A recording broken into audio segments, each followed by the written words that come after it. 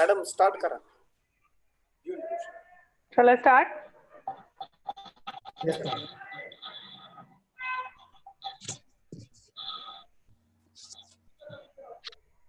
Yes, ma'am. Please start. Okay, sir. Namaskar and a very warm good afternoon to ladies and gentlemen.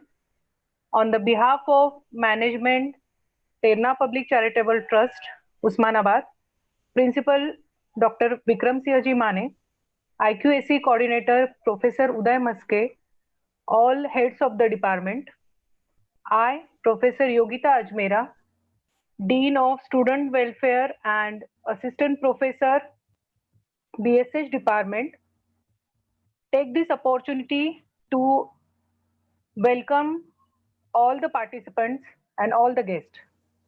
I welcome you all for the first session of day 3rd of 1 week online FDP on Higher Education 2020 Requirements and Expectations. Topic of this first session is content-based hiring model. It is my immense pleasure to introduce today's speaker. We have 4 speakers with us. So we have with us Mr. Mandeep Bagchi. He is the lead of campus team of Maharashtra, Chhattisgarh and South MP. He is holding a good amount of experience and he is well aware of the trends of the industry. We have with us Miss Lata Karki. She is the branch head for Pune and Nagpur campus team, and she is having more than 9 years of experience in the industry. Also, we have with us Mr. Kumar Raja. He is the HR recruiter for Pune team and is having working experience of different domains. And last but not the least, we also have with us Miss Aishwarya Gupta. She is the HR recruiter for Pune, and being a fresher, she knows about the situation on both sides of the table. So without wasting much of your time, I would like to request our speaker, Mr. Mandeep Bagchi, to continue with the session. Thank you, sir. Thank you so much, ma'am. I believe I'm audible. Yeah, sir, you are audible. Yes. Okay. That's a relief every time because now that everybody is connecting digitally, it's become kind of a mandate to keep on asking people that whether we are actually audible, whether we are visible and all.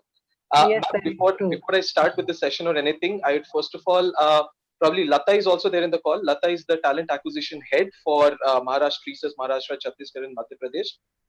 If Lata, if you have already joined the call, probably if in case you would like to go ahead and post which I would maybe continue with my sort of interaction with everybody. Sure, Mandeep. As you said, start with asking if we are audible, visible. So hope audible, visible both. Absolutely, Lata. You're audible and visible. All right. Thank you so much. Thank you so much, Yogita ma'am, and all the dignitaries here, participants, our own team members. A very, very warm, good afternoon to all of you. I hope all of you had your lunch. It's already 3:20.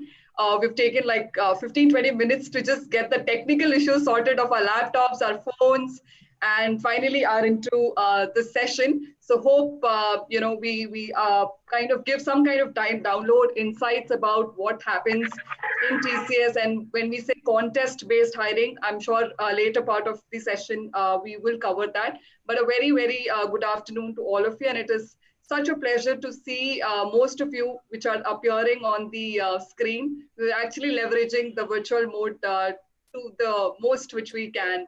So thank you, Yogita ma'am, once again. And once again, a very, very good afternoon to all of you.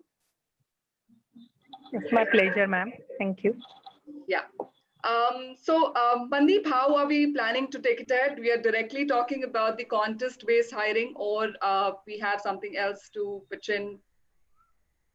Probably, Lata, we can... Any expectation from the... Yes. So the discussion which I had earlier also, the expectation was definitely the contest-based hiring which TCS follows, like for example, Code Vita that we are having this year. And also, as far as our national qualified test is concerned, because pretty much that's also kind of like a contest only. So these are the two areas which we'll be broadly specifically covering today, Lata.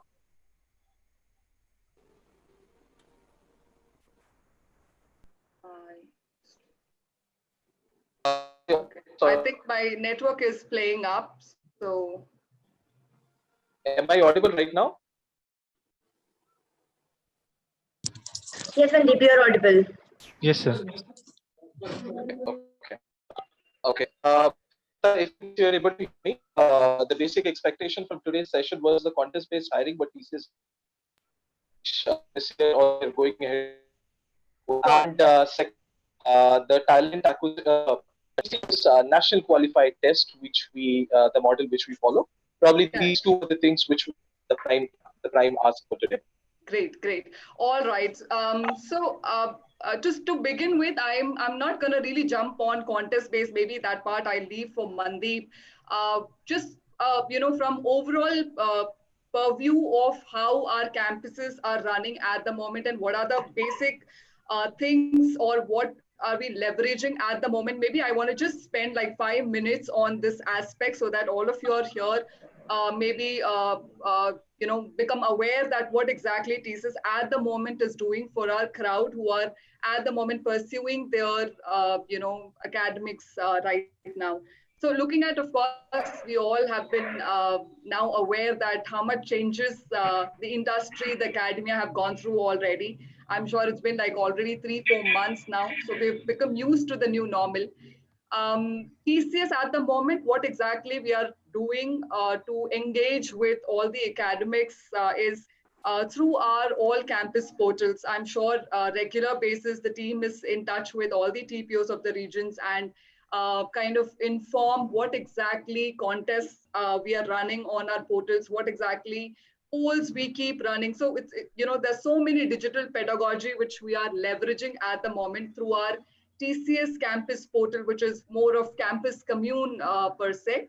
So a lot of digital pedagogy in terms of contests like your debates, polls, podcasts. So there are so many things which are available at the moment for students so that they can keep themselves engaged with what is happening around them, how companies are looking at the students, how they would utilize their time at the moment when they are home and when they are in a dilemma if the exam's going to happen, if the exam's not going to happen. So at any point in time, how they will be prepared for the industry is what TCS at the moment is looking forward for, that how we make them ready with this time being home, whatever materials are available for them, we are trying to kind of pitch that part for them.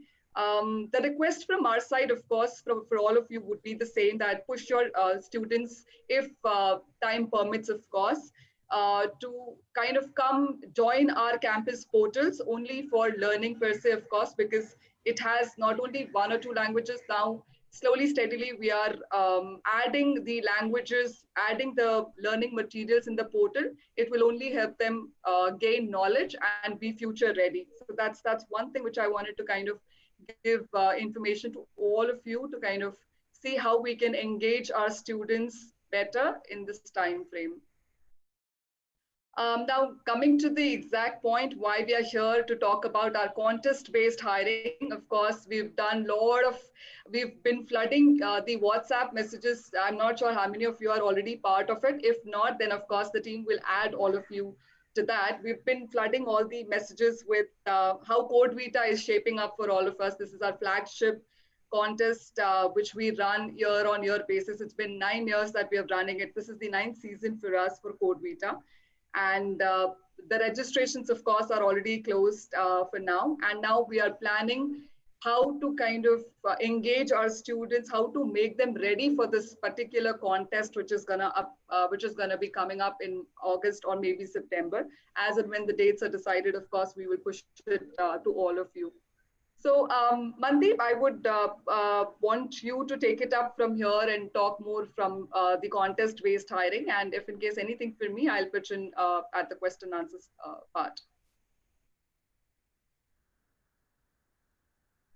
Good afternoon to everybody, all the respected professors and definitely the TPOs and the other leaders present on this call.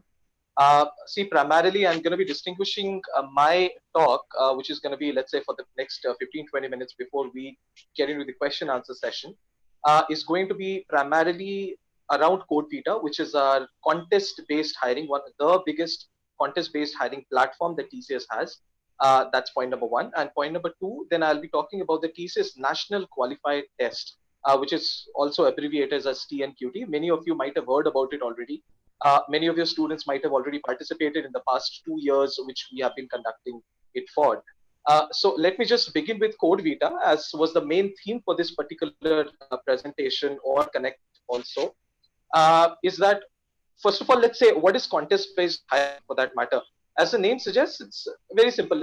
As far as the contests go, it's not just about the first, second, third prize winners anymore for the corporate world. For us, contests have kind of become a battleground for the best of the minds which are out there present in the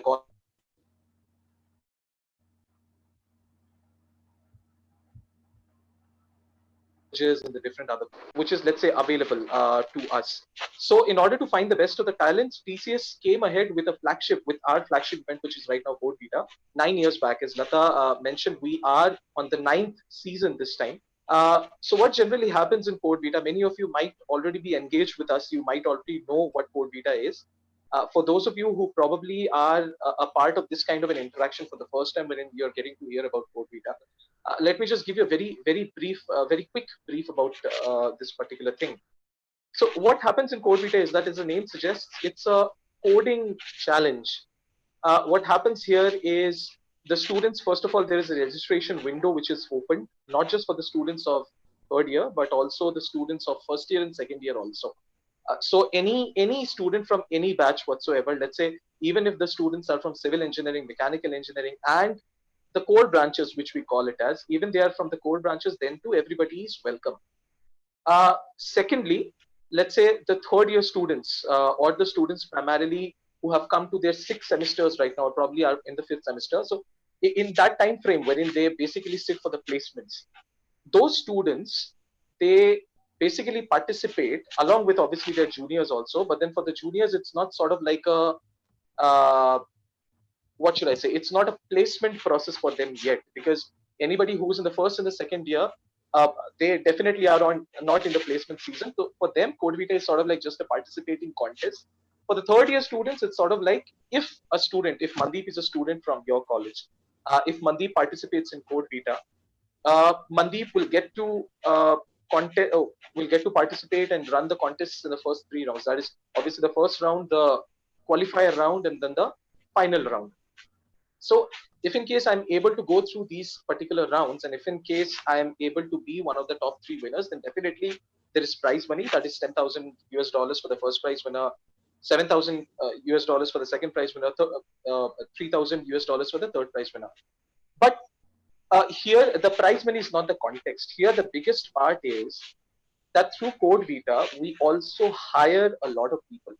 So let's say even last year, the students who had qualified or who had cleared the qualifier round, which was the first round itself, and we had our own internal calculation of whatever marks or percentages and their performance, whatever we had to calculate. We gave a lot of opportunity to a lot of students to directly come to our premises and take the thesis interview process. Now, as I will be proceeding in my presentation today, I would also tell you what is the conventional way basically to come into TCS, which is probably the conventional way to come into any of the other companies also operating in this sector. Code Vita, what it does is, if in case a student is able to perform well, he or she is directly called for the interview process also. Even if, let's say, for example, that even if Mandeep is a student, once again, Mandeep did, let's say, a little bit better in Code Vita as compared to the other students.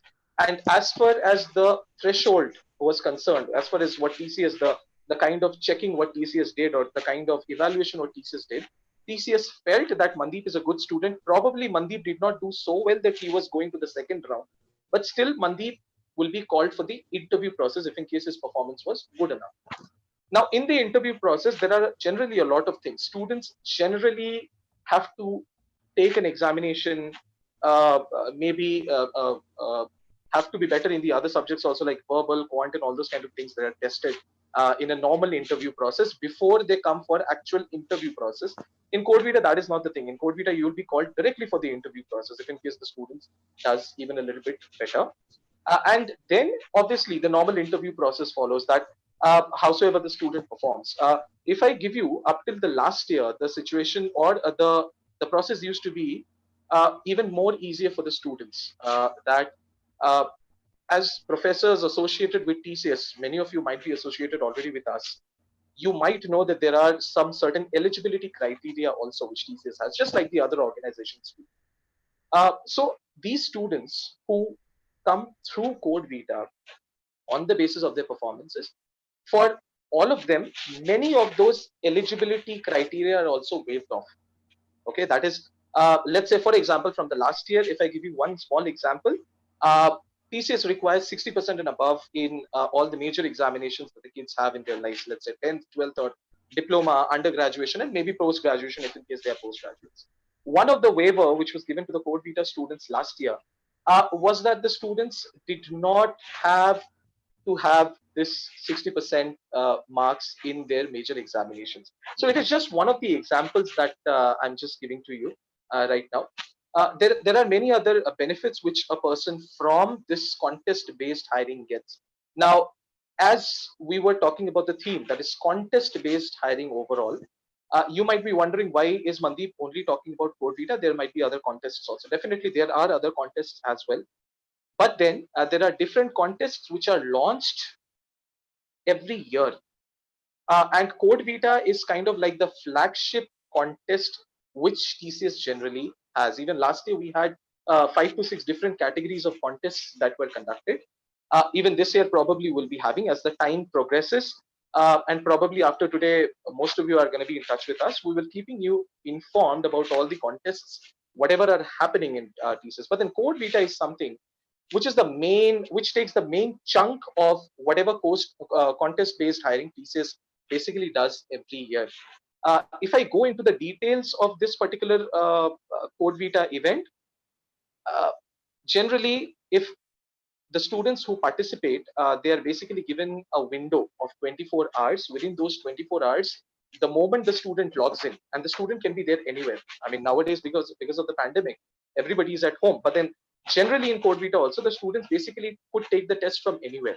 And it was basically a kind of an open book test that the student could refer to any link, any sort of a source until they were declaring the source in the Code Vita, the page of Code Vita as well. We have those kind of options also for the students, that they can declare the links from where they have taken the references. And definitely there are other softwares also that are there, like plagiarism check and other things. But let's not go too deep into the process. Let me just tell you an overall thing. So if Mandeep is a student, he participated for Code Vita, Mandeep would be getting an email from TCS that, hey Mandeep, thank you for participating in Code Vita and all. Your window of 24 hours, let's say, will be next Sunday, wherein it would start from 9 a.m. in the morning on Sunday, and then it would get over at or by 9 a.m. Monday morning. So a 24 hours window would be given to Mandeep.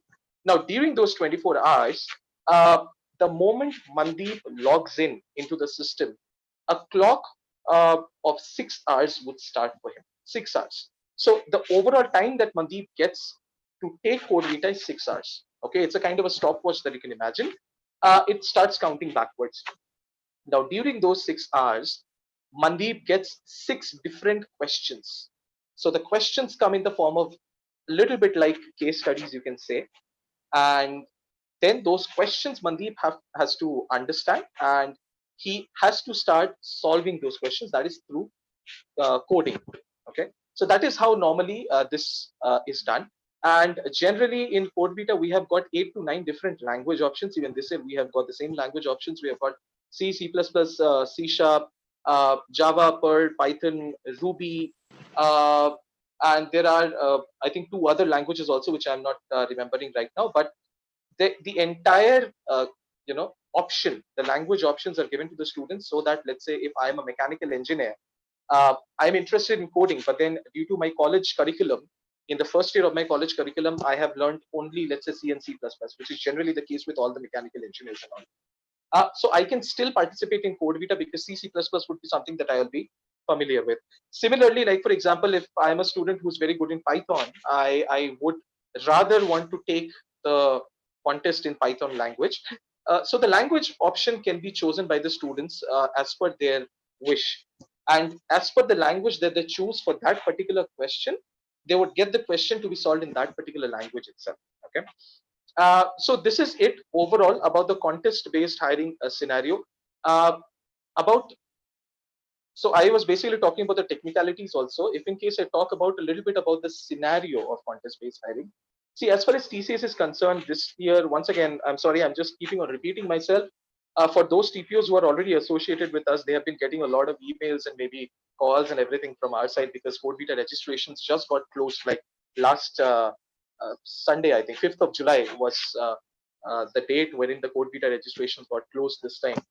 Uh, See, a lot of things maybe this year you might have heard in the news due to the pandemic. You are there in the academia, all the leaders and the professors who have joined this call today, as Lata was mentioning, definitely about the examinations also.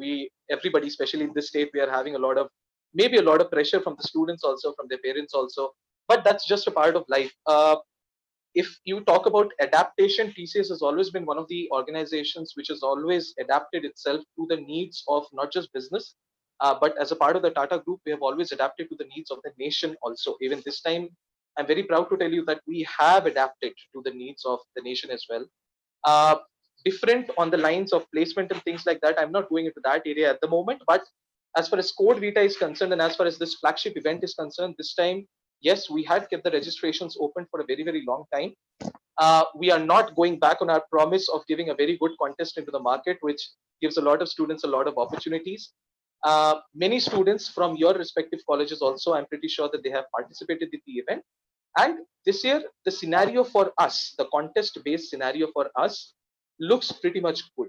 Because if we look at our Code Vita numbers also, overall the numbers are really very huge.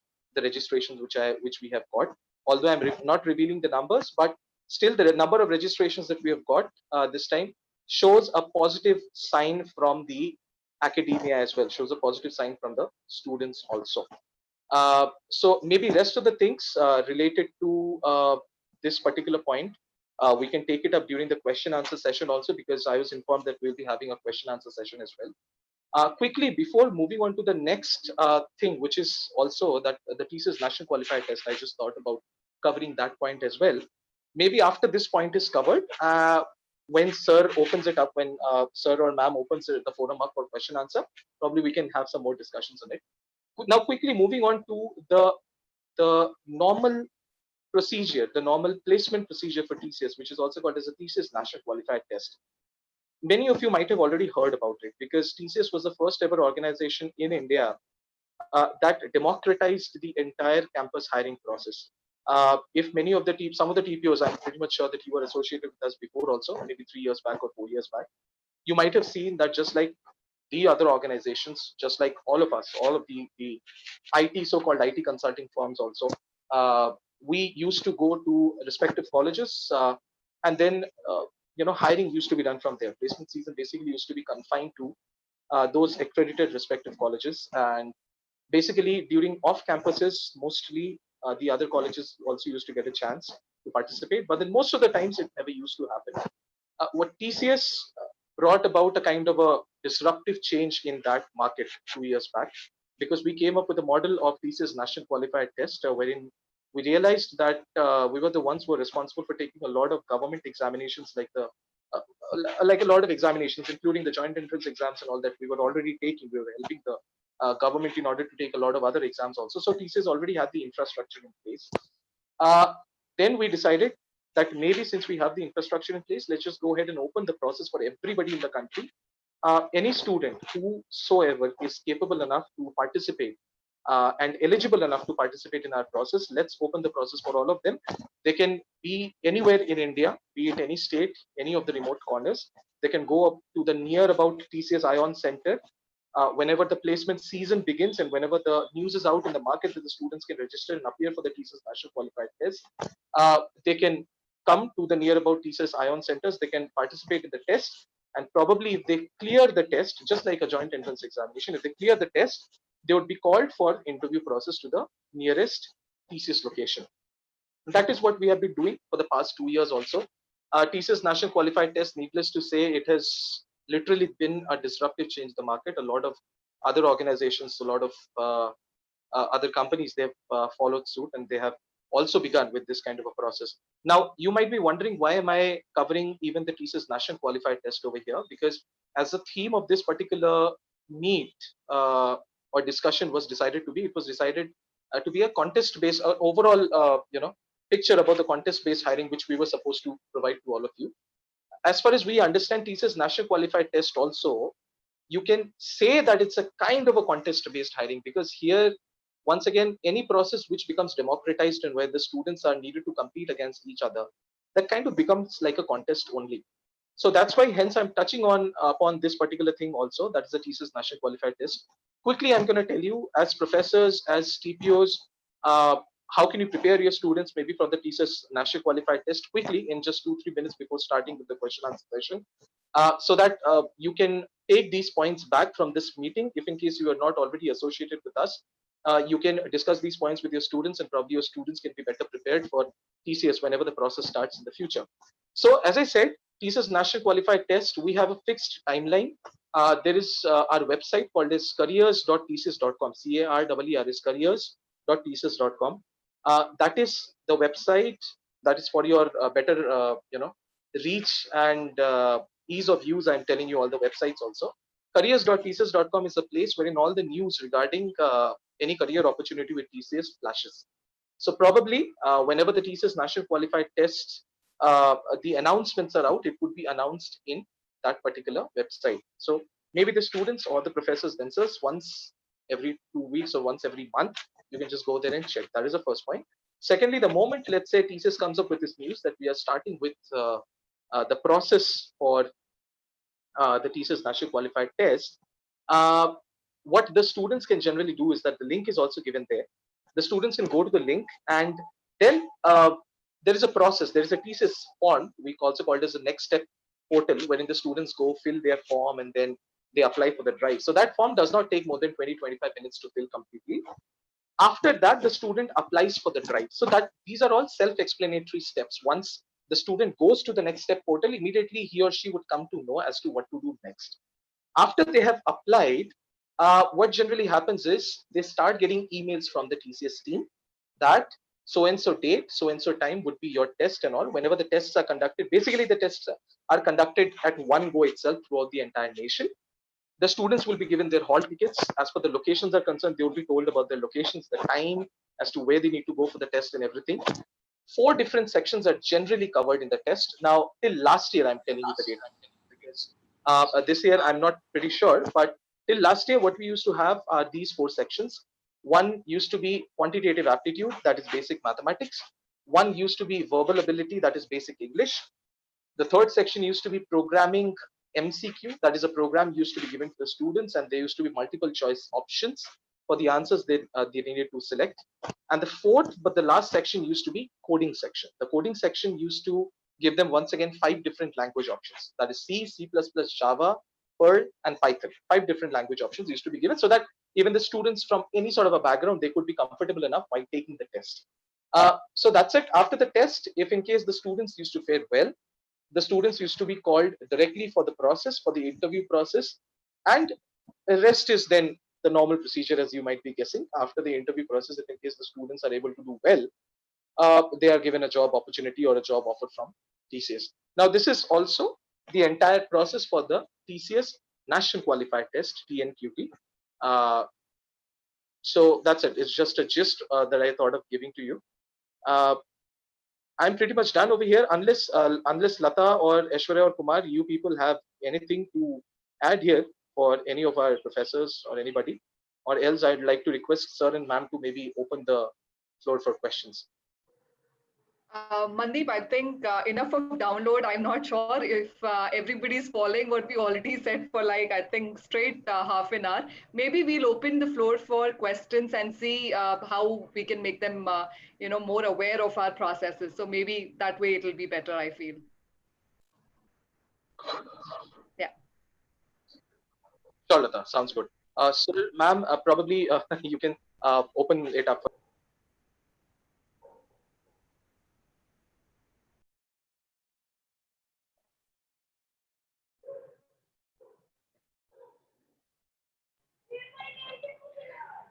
I would like to request all the participants, if they have any questions, they can drop your message in the chat box.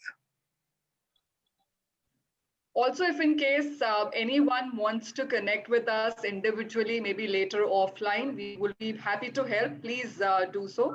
We shall share our contact details with a person, and maybe from there it can get circulated. So that is also fine with us, ma'am. Okay, ma'am.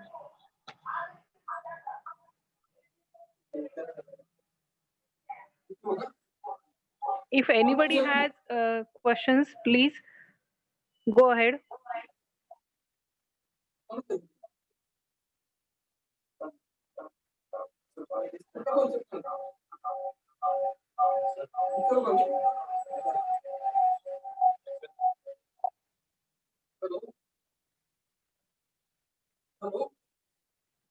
Hello.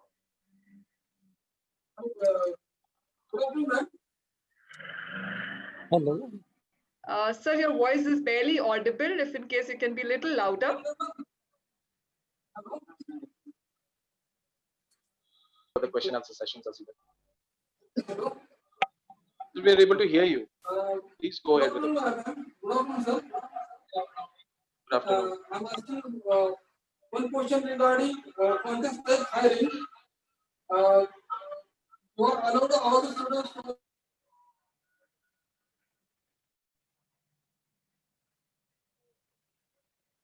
So sorry, I'm not able to hear. Hello. Yes, Mandeep, neither can I hear.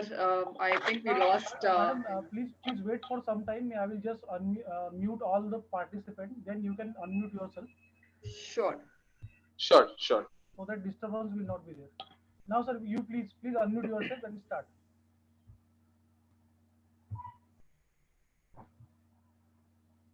Lata madam, you can unmute yourself. Mandeep sir. Sir, but we did not hear the question, sir. I'm really sorry.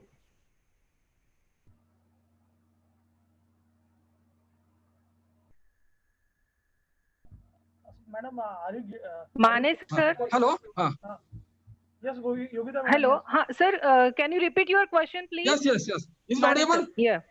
Yes, Yes, sir, sir. Now pretty it's much. audible. Sure, ma'am. Okay. Actually, when we think about the contest-based hiring for the student, then we require the specific guideline how to start the preparation of the student. Is at what level or else at which level, second year level, third year level, or final level, we start the prepare proper year or third year or second year or final year. Which prerequisite required for institute in that case? Okay. Thank you so much, sir. Lata, I'll take that question because I think sir was asking that if in case the professors want to, the TPOs want to start preparing their students for the contest-based hiring, let's say, for example, Code Vita, from which year or from which level do they need to start their preparations from?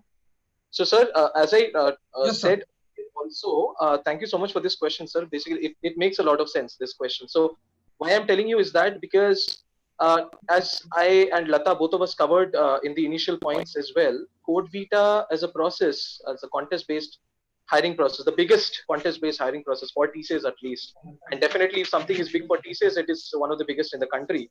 So, needless to say, so for Code Vita, it is open for all the years of students. So let's say the first year students, second year students, and third year students. Fourth year students, why we are not including here? Because they go outside the limit of campus hiring. So basically 3 years, that is the first, second, and third year students are eligible. Now, one way to look at it is that if you ask me what level the students can start preparing themselves from, I would suggest, sir, as a campus person who has been in the campus for the past some years, is that if in case the students can start taking it seriously from the first year itself. Why I tell you, sir, we have got ample number of cases, ample number of examples wherein students from various colleges in various regions in Maharashtra, I'm talking about, they took the Code Vita contest from the first year of their engineering, maybe could not do well in the first year. They came to the second year, did a little bit well, but then got a total hang of what kind of questions come, how was the environment of the test and everything like that. And in the third year, they could literally do really very great. And these were the students who have actually come to us, after the third year, wherein they appeared for the test. Even the last year it happened. Some students in some part of Sangli and then another student at some part in Nagpur. I literally know 3-4 of them who had come back to me and told me that, sir, this is the third time that I'm participating in Code Vita, and the experience was really great. Only these were 3 or 4 students probably who just approached us to tell us their story. There are many students who have done this experiment, and they are one of the best whom we have got now, because the previous 2 years, that is the first year and the second year, the way that the kind of practice they got, or the kind of preparation, the kind of time they got for preparation also was really very great. And apart from that, sir, and all the everybody basically who's on this call, apart from that, the best part which happens is, whenever we talk about Code Vita now, since it is one of the biggest contests on this planet also, it was given an award by the Limca Book of Records in the year 2016-17 for being the biggest coding contest on this planet. It holds a certain weightage if we talk about Code Vita as the thesis contest-based hiring process. Because whenever the student mentions it in his or her resume, and that is a personal experience which even I have seen, it carries a lot of weight. That, all right, the student might be knowing at least something or the other about coding. And wherever coding as a skill is required, whichever organization coding as a skill is required, definitely it adds a kind of a weightage to the resume of the students also. So yes, if in case, sirs and ma'ams on this call, if in case the preparation can be started from the first year itself, and may not be from the first year, then from the second year, we get the best results from these kind of contest-based hirings also.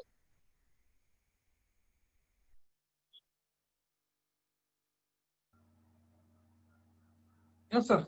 Hello. Yes, sir.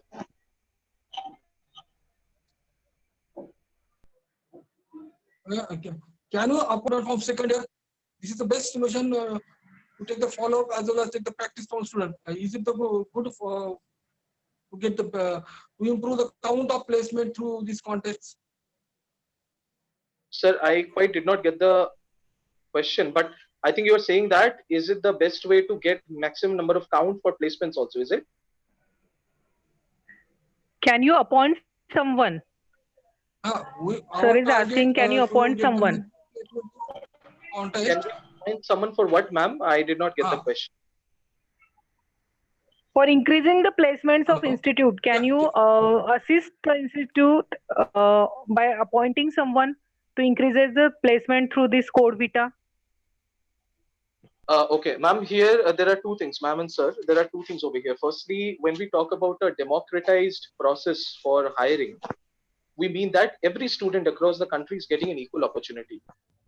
Now, once we come to that kind of a definition, wherein every student, every kid in this country is getting an equal opportunity, I think this thing does not work out that we appoint someone maybe to the college or something. We think that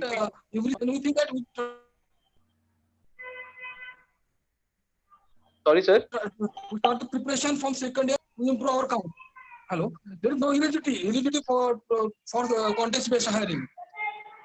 If student, so you're trying to say, sir, I think that any medium through which the preparation of the students can be maximized, can be improved, right? So that they come up with a good performance in the contest based, right? Yes, sir. Yes. Yes. So, sir, for that, let me come to that point also then directly. As you might have heard about a term called as as you might have heard, sir, about this term called as campus commune channel through Lata, when Lata was starting with the introduction part. In TCS, we have another portal, sir. It's called as Campus Commune portal. To everybody on this call also, TCS has a portal called as Campus Commune, wherein students as well as internal members from the TCS family, all of us are a part of that Campus Commune portal. As of this year, also, Campus Commune had more than 13.5 lakh people who had registered there. a lot of things, a lot of discussions basically go on in campus community. A lot of different channels are there. Coding channels are also there. Channels related to machine learning, artificial intelligence, Japanese language, every kind of channel is there. So maybe what you can do, Yes, sir. all the professors on this call, maybe all of you, what you can do whenever you get to interact with your students, maybe related to thesis and all, is that ask them to be a part of the campus commune channel. Probably what we can do is after this call is done, after this meeting is done, I will be sharing the link, or my team will be sharing the entire link with the coordinators, with sir and ma'am, probably, and whoever have joined this session, probably they can send across that mail to all those people, or else Lata had mentioned earlier also. Maybe if in case some of us get in touch with us personally later on, maybe whenever it is required, we will share the entire link with you as to how to register for Code Beta and all. It's just a 5-6 minutes process which your students need to take. And after that, they would be a part of the campus commune portal. And there itself, a lot of initiatives are being run by TCS alone to show the students a little bit, a way of how to prepare for a lot of things also. I'll just give you one very, very small example. The Pune team alone, like let's say we, the Pune branch, so we take care of, as was said in the introduction, that we take care of the Maharashtra state overall, and then Chhattisgarh, and then south of Madhya Pradesh also. So from my team itself, there is an initiative called as App TCS, wherein in campus commune itself, the Pune channel, it basically uploads, or the channel, on the channel we upload one, you can say, aptitude related question or verbal related question or coding related question. One question is uploaded per day, so that the students every day they can solve one question. It doesn't take that much of a time, only 10-15 minutes, but these are the questions that are related to the previous year's questions, what we have been seeing in TCS. So then the students can practice, and the questions are going to be there on the portal itself. Whenever the student thinks that they need to practice the entire bunch, they can do that. So this is just one small example. All the sirs and madams present on this call, this is just one very small example of an engagement activity that we do in campus commune.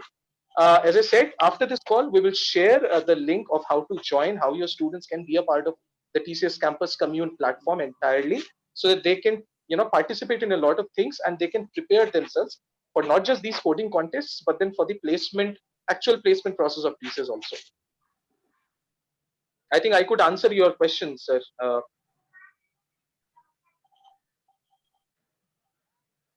Yes, sir. Hello. Yes, sir. Okay, sir. Yes, sir.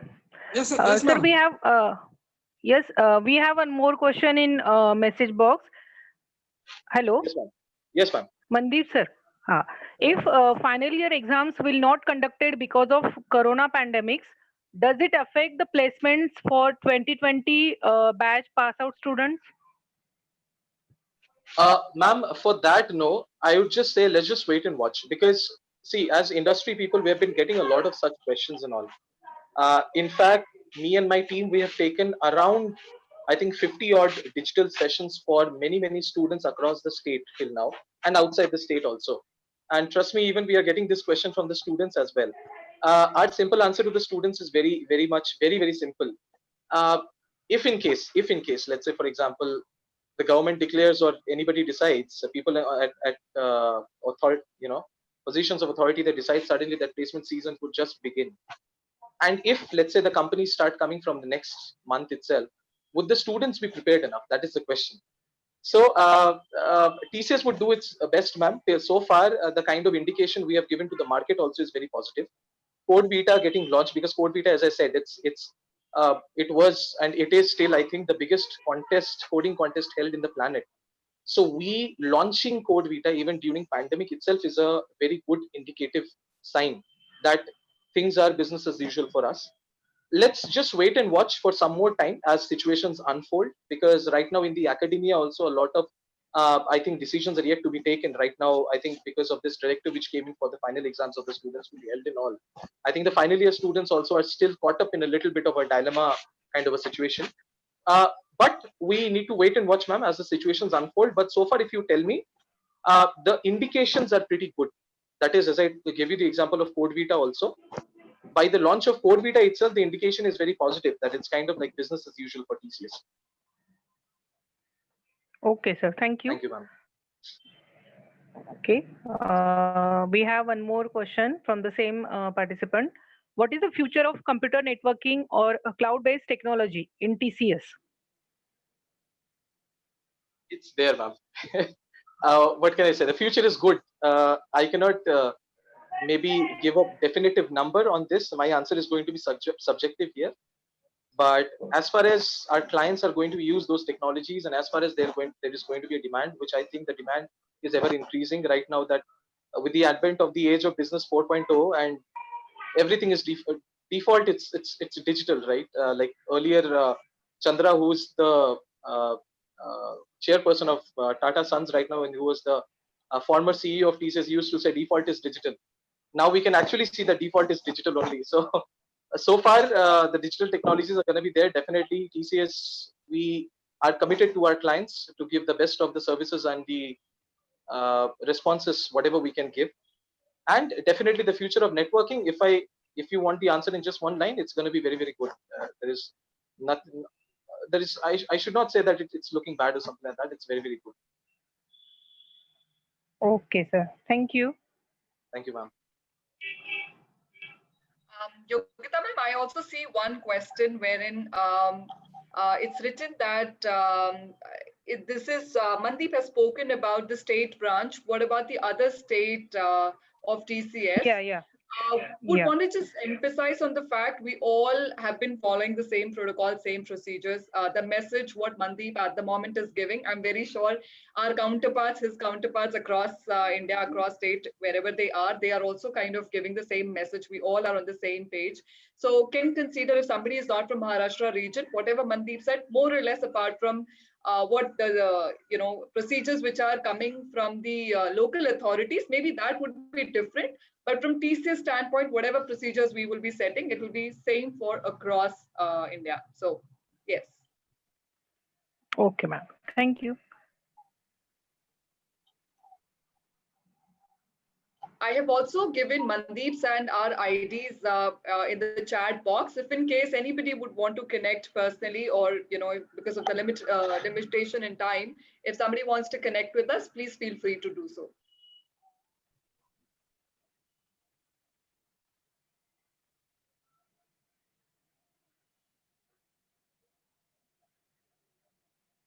Ma'am, we have one question related. Does this contest-based hiring is good for MTech students also? PG students? Yes, ma'am. Okay. This contest-based hiring is for PG students also. Good, yes, definitely it is good. So this contest, ma'am, and to everybody also, it's Code Vita specifically. It's open for BTech students also. It is open for MTech students as well, and the students can be from any background whatsoever. It is open for MSc Computer Science, MSc Mathematics and Statistics, and MCA students as well. So yes, it is open for a lot of students. Thank you, sir. If anybody has questions, please you can message us. Ma'am, till the time, I think we still have around 10 minutes to go ahead with this session. With your permission then, we would like to maybe, because there is a session called as a special program which we run for the students for better preparation of their interview processes. This is called as Tatva. If in case that is okay, we would just like to quickly show those 7 points to our professors and DPOs here. Sure, so sir. they can Sure, circulate sir. the information down to the students for their better preparation of placement season whenever it begins. Okay, sir. Surely you can go ahead. Sure, ma'am. I think Aishwarya from my team is on the call itself. Aishwarya, do you have the right to project your screen, or? Yes, Mandeep, I can share my screen. I'll start sharing it. Great. Thank you so much.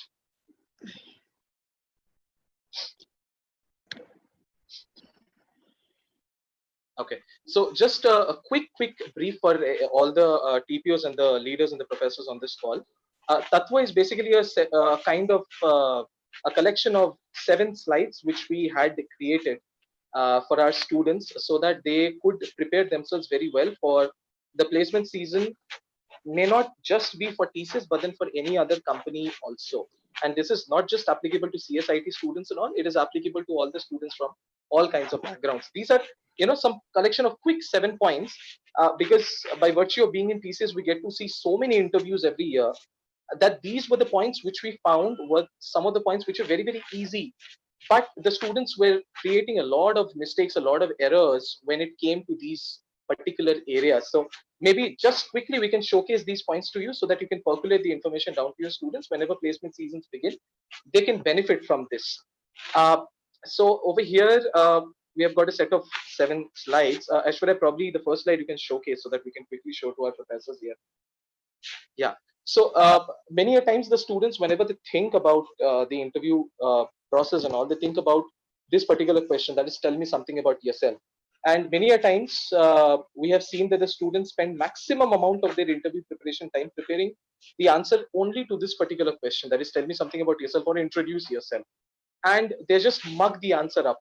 Somebody else may write their answers and they just learn the answer and come to the process. This question is important, yes, but then it is not that important for the students to spend so much of a time in order to prepare also.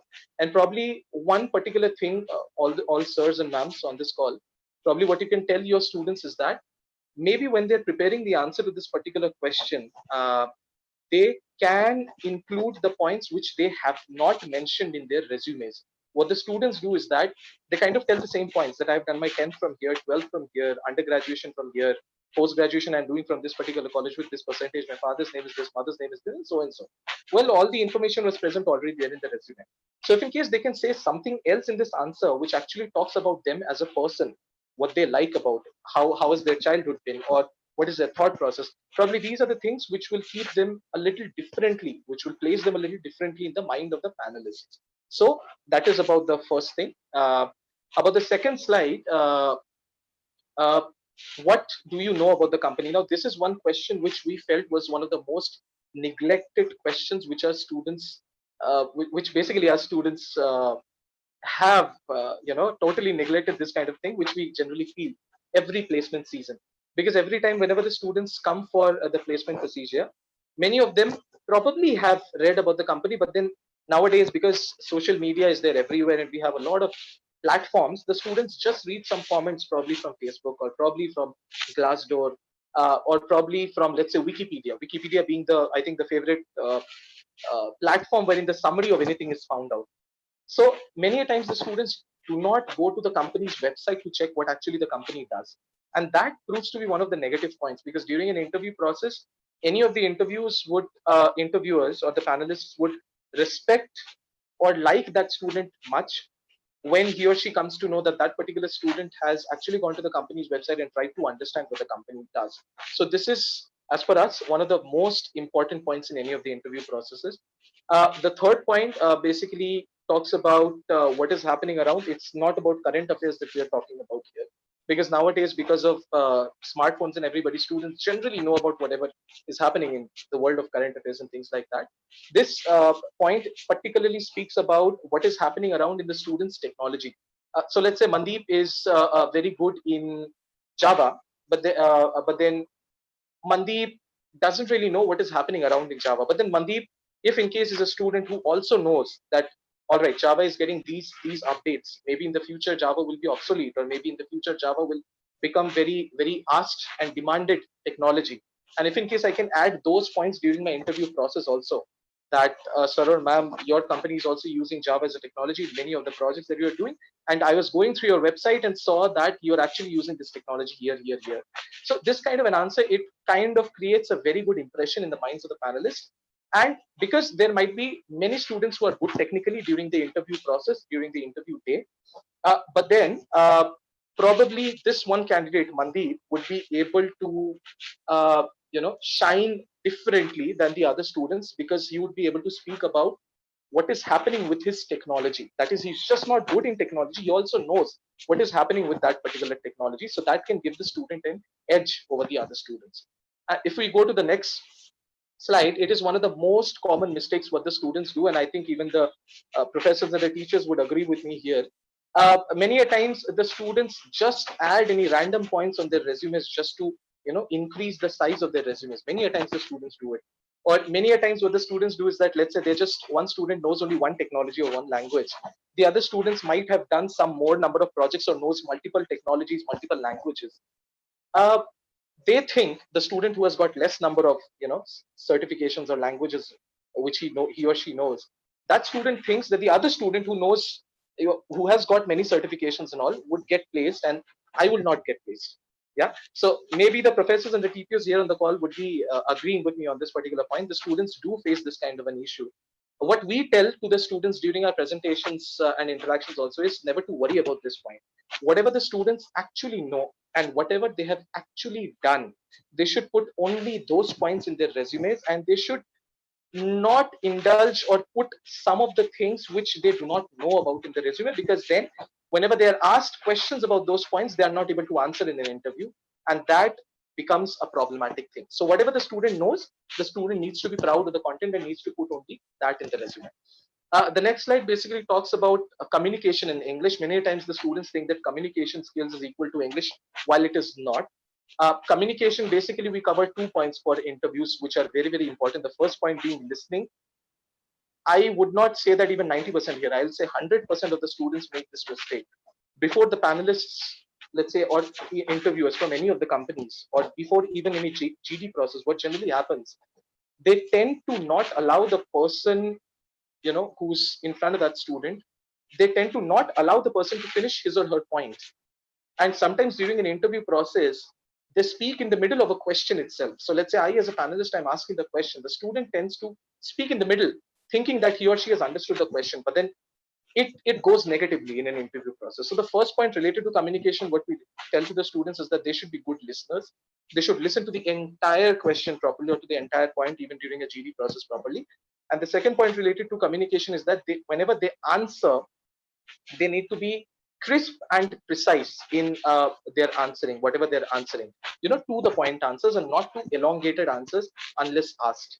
About English also, many a times, many students are there who think that their English is not so good and that they would not be able to get selected. Well, to that, one thing, kind of like the kind of knowledge economy that we are into. Well, if you ask me personally, I'm not looking for somebody who's like amazing in English language, unless the ask of the job is something like that. Okay, majority of the companies, majority of the people from the organizations, they're happy with somebody who can understand our questions well and who can answer properly, be it a little bit here and there, but we are still fine with it. Maybe the students can focus, if in case they think that their English is not too good at all, what they can do is that they can focus on speaking out aloud. While reading, they can speak and read. Listening, that is maybe some good English content, some good English movies or some series, anything that you listen to for like 15-20 minutes every day without subtitles. And then the third point is discussing with your friends. And take any topic whatsoever. The students can take any topic, they can discuss among their friends. Nowadays everybody's sitting at home, so they can just pick up the phone, maybe 2 or 3 of their best friends, they can come on a conference call and they can discuss something, and they can speak in language while discussing, speak in this English language, so as to improve themselves. The next point, I think Aishwarya's screen is not projecting, but then I'll just quickly come to the next point, and after that I'll end all these points. The next point was grooming, etiquettes, and dress codes. So many a times, definitely the students during the face-to-face interactions also, they used to come to us asking these questions that, Mandeep, I have got a beard or a mustache or anything. Do I need to cut my beard and the mustache for an interview process? Do I need to cut my hair? Do I need to only wear a tie, for sure during an interview process and all? To that, probably the kind of message that you can give to the students is that they can carry their fashion. Probably, if in case they don't want to wear a tie, they just want to wear a shirt and a formal pant and a formal shirt and come for the interview process, they can do. But then the thing is, overall, they should be looking clean and neat for the interview process. That's all. They can carry their own fashion also. They can have a beard, have a mustache, but then they should be looking appropriate for that particular situation and should not be looking as if like they're going to, let's say, some kind of a party situation. And the last presentation, the last slide was about creating a brand of yourself. So as all the professors are concerned on this call, I'm pretty much sure that you have seen many interviews. You have seen many of your students getting selected, many of them maybe unfortunately getting rejected and all. But you also might have seen that ultimately in any of the interview process in any company, it's more of like standing apart in the mind of the panelist. One panelist in one day may be taking 15 to 20 interviews. That is 15 to 20 students, maybe from the same class or from the same college, or from maybe from different colleges. At the end of the day, it's all about which student can make the maximum impact on the mind of the panelists, and that's what these 7 points basically talk about. So that was a quick overall summary of these 7 points. We generally take 1.5 hours of a session workshop for all the students, but then we just thought that since on this platform all the reputed professors and the TPOs were coming together, we just thought probably we'll discuss quickly about these 7 points so that you can percolate the information down to the students, and maybe we can impact their preparation, the way that they would prepare for this year's placement season. That's it from my side.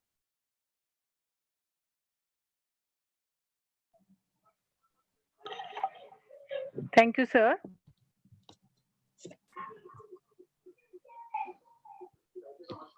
Thank you so much, ma'am. If in case there are any more questions, we can take it, or else, you can let us know. Definitely, sir. Okay. Hello. Yes, sir. You're Hello, audible. Mandip sir. Can you hear my voice? I can hear you, sir. I can hear you. Sir, we are having very nice presentation of the Tattva PPT. Will you please Thank you, sir. share the PPT so that we can share it with our participants? Sir, we would not be able to share this PPT. I'm sorry about it, but definitely these 7 points, sir, they are very, very simple 7 points. If in case after this seminar also, if in case you want to get in touch with me, I can very easily send you these points also. As you might have seen, one slide just contained 3-4 words only. We made it as simple as possible for the students. So if you want, later on probably we can get in touch with me. I can give you the points separately. Should not be a problem at all. Thank you. There is again one question, sir. Thank you. Yes, sir. Stream, which students have to prepare to have good academic career? Sorry, sir, could you come again? Sorry, I did not hear. Sir, which technology and stream will the student have to prepare to have good career? Sir, that depends. Basically, career is something which is related to job. It is related to work, and any job and any work is related to that particular country and to the industries that are running in the country. If you look at India, definitely software IT consulting industry is one of the biggest in the nation. Service, I think we are the largest service providers. We give services to the world, if you want to call it. Definitely, there are a lot of other industries also, but as I said, it's not a clear cut. I would not be able to give you a clear cut answer because that depends. If the student is interested in some area, I'm pretty much sure today India is developed enough that we can offer a number of job opportunities to those people who are interested in that area. If in case those people are good at that. So if you talk about manufacturing, also if you talk about IT, also any sort of an area, I think that more of depends on the industry. If the industry is doing good in that field, the students have a bright future. Okay, sir. Yes, sir. Thank you, sir. Thank you. Yes.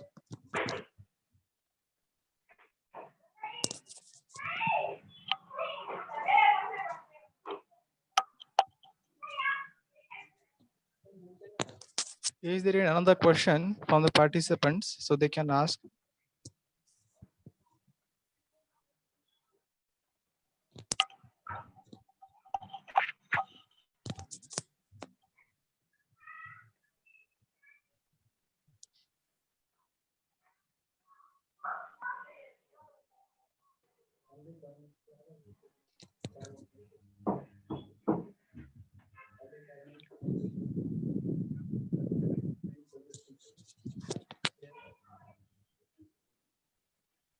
Hello, Mandip sir. Sir, we are having one question from participant about the AI requirement for the freshers in the industry. AI, sir, artificial intelligence. Yeah. Sir, as such, there is no hard and fast rule for the requirement from a fresher.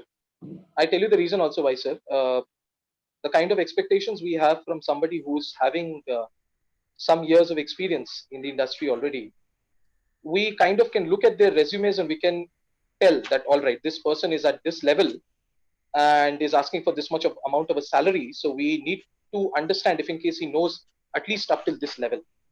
such kind of definitions are not there for freshers, because a fresher, by the term itself, that person, he or she is coming fresh out of colleges. It depends a lot on the college curriculum also as to how much of an exposure the college curriculum gave. Like, for example, in Maharashtra alone, you have got certain institutions wherein 6 months of an internship is allowed. But then on the other hand, we have got some colleges wherein only 2 months of an internship is there, or whatever the required time limit is. So we cannot judge the students just like that. Definitely, if in case the student is looking for something in artificial intelligence, we would be wanting to know at least that if in case the student knows the basics of that also, firstly. And secondly, if in case there are any requirements inside the company also for that field, wherein we find the student capable enough that, all right, that he or she will be able to, learn that much fast if in case we take it. That depends on the interview process. If we find the student learnable enough, if the student is adaptable enough, and probably the basic knowledge the student is containing, then definitely after the interview process, if people from that particular business unit which is dealing with artificial intelligence, if they feel that the student can be a good team member, we definitely can give a shot. But then that is once again subjective. There is no clear-cut definition that the student needs to know these many things and these certifications he or she must have. There is no hard and fast rule for that. That depends on the interview process. Yes, sir. Thank you. Thank you very much for your informative sections.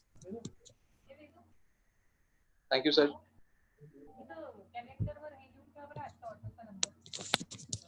Hello. Ajmere ma'am.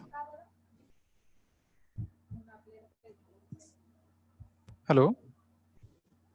Hello. Yeah, ma'am. Please Sir, proceed. shall I conclude? Okay.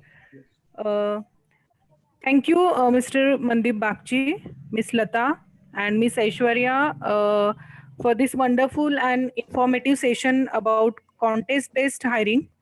Your guidelines will definitely help all the TPOs and students for the better placement in their institute. Thank you, sir. Thank you very much. Thank you so much, ma'am. Thank you. Thank you so Thanks. much, Thank you. ma'am. Thanks for your Thank you. So the next session we are having at 4:30 as per schedule time. So please stay connected. Sir, second speaker already joined. So Madam, I'm starting with the second session. Okay, Mike ma'am. Rao, sir. Yes, no. Okay, shall I? Yeah, ma'am. We can continue. Yeah. Okay, Yeah. sir. Thank you. Okay. Once again, I would like to welcome you all for the second session of day third of 1 week online FDP on higher education 2020 requirements and expectations. Topic of this second session is importance of training and placement cell in academics. It is my privilege to introduce speaker of this session, Dr. Sheetal Kumar Ravandale, sir. He is the Dean, Industry Institute Interaction, Pimpri Chinchwad Education Trust, Pune. He is the President, Maharashtra Association of TPOs, Pune. He has done his PhD in Mechanical Engineering from RTM, Nagpur University. ME in Mechanical Engineering from Vishwakarma Institute of Technology, Pune. He helped around 22,000 students from across India till date to get jobs through campus recruitment drives in reputed companies. He has been felicitated by Honorable Chief Minister of Maharashtra, Shri Devendraji Fadnavis, and Energy Minister Shri Chandrasekhar Bawankule in February 2018 for the extraordinary work in the field of training and placements. He is also the recipient of National Level Award, Career Guru in National Employability Conclave for the visionary mind who works to improve the overall employment ecosystem in the country by developing new best practices. He is recipient of National Level Award, Employability Initiator of India 2016 by Rethink India, of Otser Indo Global Award for helping thousands of students to get jobs. Around 1,22,000 followers. Sir has around 1,20,000 followers on various social media like Facebook, Twitter, and other media, uh, who look forward for employment opportunities and related information, which they regularly post on the social media. Saka newspaper also published a series of articles on campus placement and opportunities of jobs for unemployed youth. He has formed a network of around 1,200 TPOs across the country, connected with around 1,000 industry, HR, and technical professionals. He conducted mega job fair at Pimpri Chinchwad College, where 42,000 students registered online, 28,000 actually participated, and 800 got job offers. He has been invited by AICT New Delhi as a speaker at Delhi to address principals and TPOs across India in September 2019. He was also invited as a panelist for panel discussion on AICT internship policy along with Vice Chairman AICT and few other policymakers. He has also been invited by Gujarat Technological University's Government College of Engineering Surat to deliver the session for all TPOs of Gujarat on 8 January 2020. He conducted around 350 to 400 recruitment drives each year. Also, the founder president of Maharashtra Training Placement Officer Association, the association of around 500 training placement officer, which really helps the student community to enhance their employability and placements. He also conducted the MA TPO Aptitude Idol 2019 to improve the employability of students of Maharashtra, conducted 8 industry institute interaction meets till date, also conducted TPO development program for enhancing the knowledge and skills of training placement officers in September 2019, in which more than 200 TPOs and 20 industry professionals interacted with. Yes, sir. Ma'am, if you don't mind, shall we start the session? If you don't Yes, sir. Yes, mind, sir. because this Actually, might be the last there are session. lot to No, say. it's okay. Okay, I'm already skipping something. Okay, sir, no problem. So it's really our pleasure and privilege to have you, sir, for this session. Thank you. You can continue with the session, sir. Thank you. Thank you, ma'am. Good evening, everyone. All the participants, TPOs, faculty members, senior people from the industry, and some of the students might be there. So, thanks to Mani sir as well as Holambe sir for giving me this opportunity to interact with all the participants. It's really a good opportunity for me also. So, let me share my screen.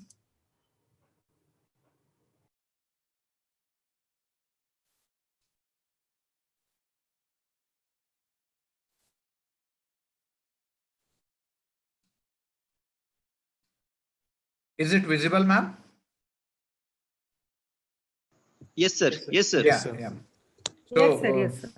Thank you so much. So this is the topic of today's discussion: importance of training and placement cell in academics. So if we see course-wise, most of us are from engineering. So from 2014 to 19, I have just given the overview. Any graduate, maybe undergraduate or ITI or polytechnic, PG student, management, MBA student or PGDM student, then BSc, BCS, BBA students, or engineering, that is BE BTech students. Then if we consider percentage, percentage of hiring candidates from which different domains companies have hired, then in that case, dear friends, if you see the last row, engineering always had that upper age, right? So almost around 28-29% recruitment has already been done every year, and that's why this is a very lucrative professional career. As on date, if you see supply and demand also, always in the market engineers are in demand, but yes, sometimes due to recession there might be somewhat figures are here and there, but as compared to, but there also As compared to other professions, I think engineering students get more opportunities, and that's why this field is still so lucrative. If you consider course-wise institutes across the country, dear friends, if you consider, say, architecture or engineering, then hotel management, pharmacy, then you can see programs versus institutes in Maharashtra, right? So still engineering as maximum number of colleges, here we can see almost around 710 as compared to other colleges. So why engineering, and what we should do? Even though we say that um, across the country good demand is there, but at the same time we have to understand that these students have to be really employable.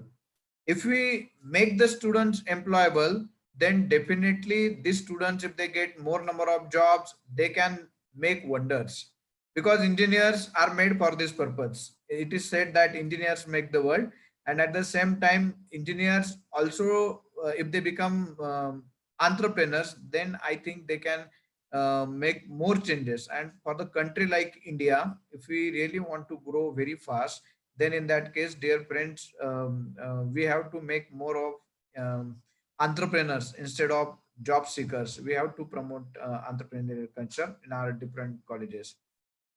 If we consider branch wise also, different branches of engineering, maybe say chemical, civil, electronics, then electrical, mechanical, then there also number of students getting admission, then number of students who are passing out, and number of students who are getting the jobs, then in that case also I think engineering students get more jobs compared to some other streams. They also get enough opportunities, but I think engineers have that upper age, right? If we consider our own state of Maharashtra, then opportunities are too many. Why I'm saying so? So these are some of the facts.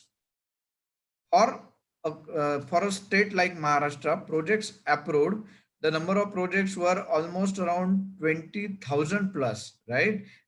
As compared to India, almost around 1,13,000, and almost 20% of them we got that pie, right?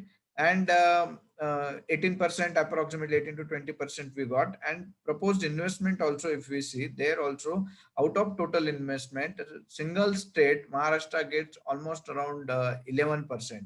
So there are enough number of opportunities available, but we just have to make sure that in this cutthroat competition our students are capable of getting the jobs. If we really help them not only getting in getting degrees, but along with that, if we skill them, then I think there are good opportunities for these engineers, and we can definitely make their careers, dear friends. What is the ideal engineering education system? Then we know, from the left side you can see incoming students. Those are either 12th standard students or diploma students, right? And then you can see some of the factors at the top. Government policies are there, then faculty development is there, university policies are there. So some outscope factors are there, some in-scope factors are there. And if you see the central rectangle, it is the engineering education system, right? So left hand side, what is coming? Raw material, that is student. Then we are processing it for 4 years. Then outgoing employable engineers, I will say, should be our actually ideal system. And these students are going to employers, different employers, they employ them. And then what is missing is that this loop should be completed, the top loop as well as bottom loop. But probably I think very few of the institutes amongst us are taking the track of what our alumni are doing. And that's why I think we have to take help of alumni for understanding how they are performing in the industry, because our output will be seen in terms of their output, right? If our students are performing well, our alumni are performing well, it means that whatever processing we have done, it is really up to the mark. So that's why, dear friends, we have to make sure that the outgoing finished product is really good. And if it is really finished well, then in that case, in the market, whoever customers are, in the sense customers are the stakeholders, that is companies, most of them, right? So these companies, if they are happy with our products, then I think we are doing our work seriously, dear friends. So we have to understand that is evaluation and measurement as well as control of the quality of our outgoing products. That also we have to evaluate. And if you see the bottom side, feedback from whom? Feedback from the industry. That plays a major role. If we say that, okay, alumni, we are measuring how he is performing, at the same time, the people who are training them, right? And the managers under whom these students work afterwards, I think their feedback is very, very important. And not only that feedback is important, but industries for further interaction with us in terms of maybe expert lectures, sponsored projects, joint research and development, consultancy, then their help in syllabus, right? Industry visits, and so many avenues are there. In one of the slides I will show you. So this industry's feedback plays a major role, and that's the need of the hour, dear friends. What generally we are doing, we are just constraining ourselves to the syllabus. Given syllabus, we are completing it, and we are producing good theoretically based engineers, I can say. At the same time, we have to also understand what is the future need in the market, right? And accordingly the students development should be done. Then in that case, I think we would be able to give proper justice. If we consider importance of training and placement cell, then yes, academics as well as training and placement should go always hand in hand. As I said, most of our colleges, their teachers, everybody is focused. If we see engineering as a system, then 90 to 95% of our focus is on their syllabus and their exams, and that's all. Mostly, huh? I'm talking about in general. But if we consider today's need, parents, they really invest their hard-earned money of almost around 10 lakhs. That includes fees as well as other expenses. And at that time, when they invest that much of money, then in that case, the students and parents expectations are like that they should get, the students after the graduation, they should get some decent job or a good career, maybe higher education and entrepreneurship. These paths are really chosen by very few students. But yes, most of them, they want jobs. And dear friends, if you are able to provide them right kind of jobs with right salaries as well as very good job profiles, then I think we are doing our work properly, right? So are we really caring for them, right? That's a what we can say, that's a question for the entire education system. We have to care up to certain extent, we are caring. But if we see what college think that its main responsibility is to complete the syllabus, what the government bodies like DT and AICT, majorly they are the regulatory bodies. So that's why they have certain regulations and norms, and they just try to see that whether these norms are being followed by the colleges or not, whether cadre ratio is maintained or not, whether all the teaching, as per the teaching norms, the classroom sizes and other facilities are available in the college or not, labs are available in the lab in the college or not, right? And what university does, major one more important factor. So university, they wants to conduct exam in general, so they get fees. And they majorly university's role comes into picture when it's related to exams. Mainly syllabus setting of course is done by various board of studies, but there also teachers are involved. So I would say everybody is bit occupied in their own norms and regulations. But who will take the responsibility of the future of the students? Yes, for the 4 years, university is setting papers, or our teachers are setting papers. Teachers are training them for theoretical things, right? Mostly theoretical as well as practicals. But in our syllabus itself, 70% is our theory and 30% are the practicals or projects, etc. So majorly we do that, but are we really taking or keeping the track of these students, what they do after completing their graduation? Is every student getting either a job or what you can say, higher education, good opportunities, decent colleges, or is he starting his own business or not?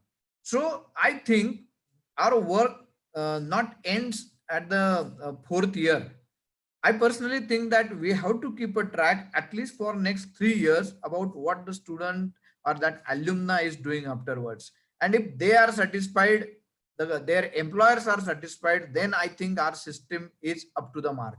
Then if it is not happening, what to do? As I said, top feedback and bottom feedback, top feedback from alumni and bottom feedback in the figure as I have shown, that from the industry, that we have to take. And if as per the industry's feedback, if they are saying these are strengths of the alumni from your institute or the freshers which or the final year students which we have recruited from your institute, then in that case maybe they can give us short analysis.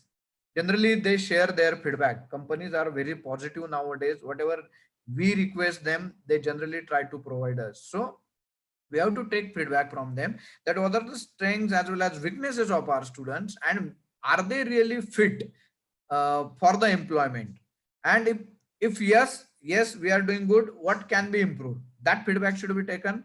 And for those colleges where the reply is negative, in that case industry has to tell us that these are the XYZ points on which you have to improve. These 4 5 ABC, these points are okay or good, right? And then accordingly we should change our systems or processes. And I think there we have to go a long way. So HODs, teachers, they have to look at overall personality. And here comes the major role of training and placement cell. Why it is important? Because companies, they don't want only degree holders, they want problem solvers. And we have to understand, if there is the need of problem solving, then are our students really able to solve the problems? How to judge it? So there are different competitions, maybe hackathons are there, Smart India hackathon is there, many companies also conduct the hackathons. So even in our own case, maybe in colleges, IIT, suppose it's IIT Tech Fest or Mindspark, or there are many other good competitions across. So we have to make sure that our students on their own, if they are participating and how they are performing there, that's the best way. Even in Smart India Hackathon or even competitions like SA Baha, SA Supra, Robocon, there also these students, when they participate, then they understand how to solve the problems. So I personally think that we have to work on that also, even though education system is trying its level best, but syllabus design is mostly done by our own teachers, right? There also, yes, most of the board of studies, they involve industry people, but I think the real inputs we are not implementing. And if we implement those inputs from the industry, and if we design our syllabus properly, half of the problems I think will be solved there itself. Problems in the sense, I mean to say, whatever we want to improve our education system, in that case, dear friends, we have to see that our syllabus is up to the mark. And the proportion of theory as well as practicals, I don't mean that those conventional practicals means actual problem statements from the industry, from the society. We have to take actual problems. Sometimes industry has used test cases also, so those used cases, right? And some problems industry has already solved, but if they have some more problems which may not be their priority, suppose XYZ industry is there and they have to work on, say, 15 different problems, so out of them 5 to 6 problems might be their priorities, and they put their workforce on that. Some 5 6 problems are medium level, and last 5 6 problems they keep them in the queue. So these problems also, if we can take from the industry and our teachers and students, if we really work on them, I think there will be very bright future for our engineers as well as other graduates, dear friends. And there we have to work. And there comes the importance of training and placement cell, because training and placement cell is the kind of contact for industrial world to our college, right? It's not because I am a training and placement officer, that's why I'm saying that it's a single window for the outside industry or so, but it's a fact that this person, this training and placement officer, he knows, he interacts with the companies regularly, during campus recruitment drives also, he understands from the industry whether the students are performing well or not. If they are performing well, then which are the points on which they are doing well. If they are not performing well, then where they are facing problems, whether their technical is not good, or whether their communication skills are not good, or whatever is the issue. And that's why unless and until training and placement cell gives those feedbacks from industry as well as other stakeholders to the education system, that is HODs, teachers, principal and management, and unless and until management after receiving that feedback acts on it, and apart from syllabus, if they really want these students to work on those different inputs from the industry, I think till that time the chances of getting 100% employment, or many of the colleges are getting good employment also, but up to the certain extent the job profiles as well as the satisfaction level of the industry and students, who will be the students who will work in those industry, unless and until they are satisfied, I think we still have to go a long way and work on it, right? So the HODs and faculties, they have to understand that industry want a overall package. They just want to see that the students are coming to the companies after joining maybe training modules. Nowadays, even though we say that top up our students are getting selected, even industry is saying that out of available students they generally recruit. But if we ask them, you recruit the students as per your own will and don't go with numbers, I think numbers might be a bit less, because somehow they have to meet their numbers also. So some students who are of not up to the expected level, still they recruit them. How and what is the proof for that? After recruitment, each student is given 3 months to 6 months training, depending upon the company and the student's quality. And I think this is the crux. If these companies have to train them, then I think somewhere we are lagging, right? If the company says, okay, we will take this student, this many 100 200 students, and next day, or maybe with a smaller introduction of 2-3 days about the company culture, job profiles, their maybe rules, regulations, company history, their culture, maybe what kind of clothes they should wear, whether it's formal or informal, and how to behave with the colleagues, etc., etc. So dear friends, within say 2 days, 4 days, or maximum 1 week, after this initial briefings, if the students are able to directly work on projects, at that time I will say that these students are, these companies call them as deployable or billable products, right? And if we can make such products, then I will say that yes, our education system is ready to face any kind of challenges or train the students as per expectation level of the industry. And that's how the role of a training and placement cell is mostly important, along with academics. Yes, academics is the base, no doubt about it, no doubt, because whenever companies want to recruit, they first ask us how many eligible students are there, so they also want to filter them, and academics is the basic thing. I'm talking beyond that. So if we really want our students to be ready for the industry, in that case, that overall product should be really good, dear friends. And students, they have to understand that even though they are excellent in academics, but if they are not able to solve the actual problems of the industry, and they are not able to face the clients, then I think they also have to work on these different aspects, and they have to introspect. Students also have to introspect. It's not that only it's a job of a teacher or a college that students should be really up to the mark and students don't take it seriously. It also happens. We know that some students, nowadays their attitude, we call them generation Y or generation Z or millennials. So dear friends, in that case, their attitude also up to certain extent is a problem, and somehow we have to tackle that also. So we will say that, okay, whether we should finish the syllabus, or training and placement cell says these are the extra technical things expected by the companies, these are the extra behavioral things, these are extra soft skills kind of stuff. So what should we do? So dear friends, yes, it's our duty. We have to do it. There is no any alternative. And beyond us, this student, unless and until he understands, we can take the horse to the pond, right? but whether to drink that water or not, it has to be decided by the horse at the end, right? Because and that horse will be going into the field in the sense companies we can call in this particular analogy. So that horse, his attitude is most important. So somehow, even though it's not in our structure or it is not a part of teacher's job, but motivating these different students and taking them to the level expected by the industry is the overall system's responsibility. Not only training and placement officers duty is there to train them for other things as well as find out whether he is getting the job or not. I think it's a mixed responsibility of the entire education system, and teachers, faculties, they also have to. We have mentors.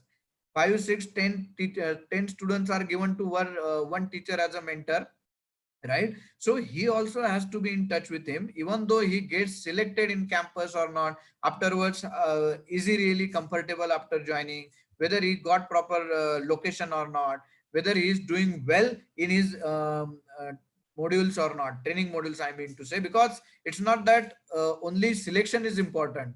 Afterwards also sustaining in that industry, not only during training I am saying, but afterwards also, when they face the clients, when they actually work on projects, what is their performance? I think that also plays a major role, right? Because some of the companies, even though they give joinings to them, but after each module they also conduct tests, and there also the students have to perform well. Even though they fail, companies are liberal enough to give them 1 or 2 more opportunities, but again and again, if poor performance is there, then they also have their limitations, dear friends. So sometimes some students, we have to keep the track whether they are sustaining there after, even after completing their training. Was the performance really good? Do we really check? Even I'm taking myself also as one of the stakeholder or one of the person who should take care of this. I think up to certain extent we are doing it, but not to the level which is expected. So we should understand from them in 3 months, 6 months, what training modules are taught to that particular student. And if we get that feedback, and if we get, okay, say these 10, 15 different modules are there, and on these particular modules, the students have to work, right?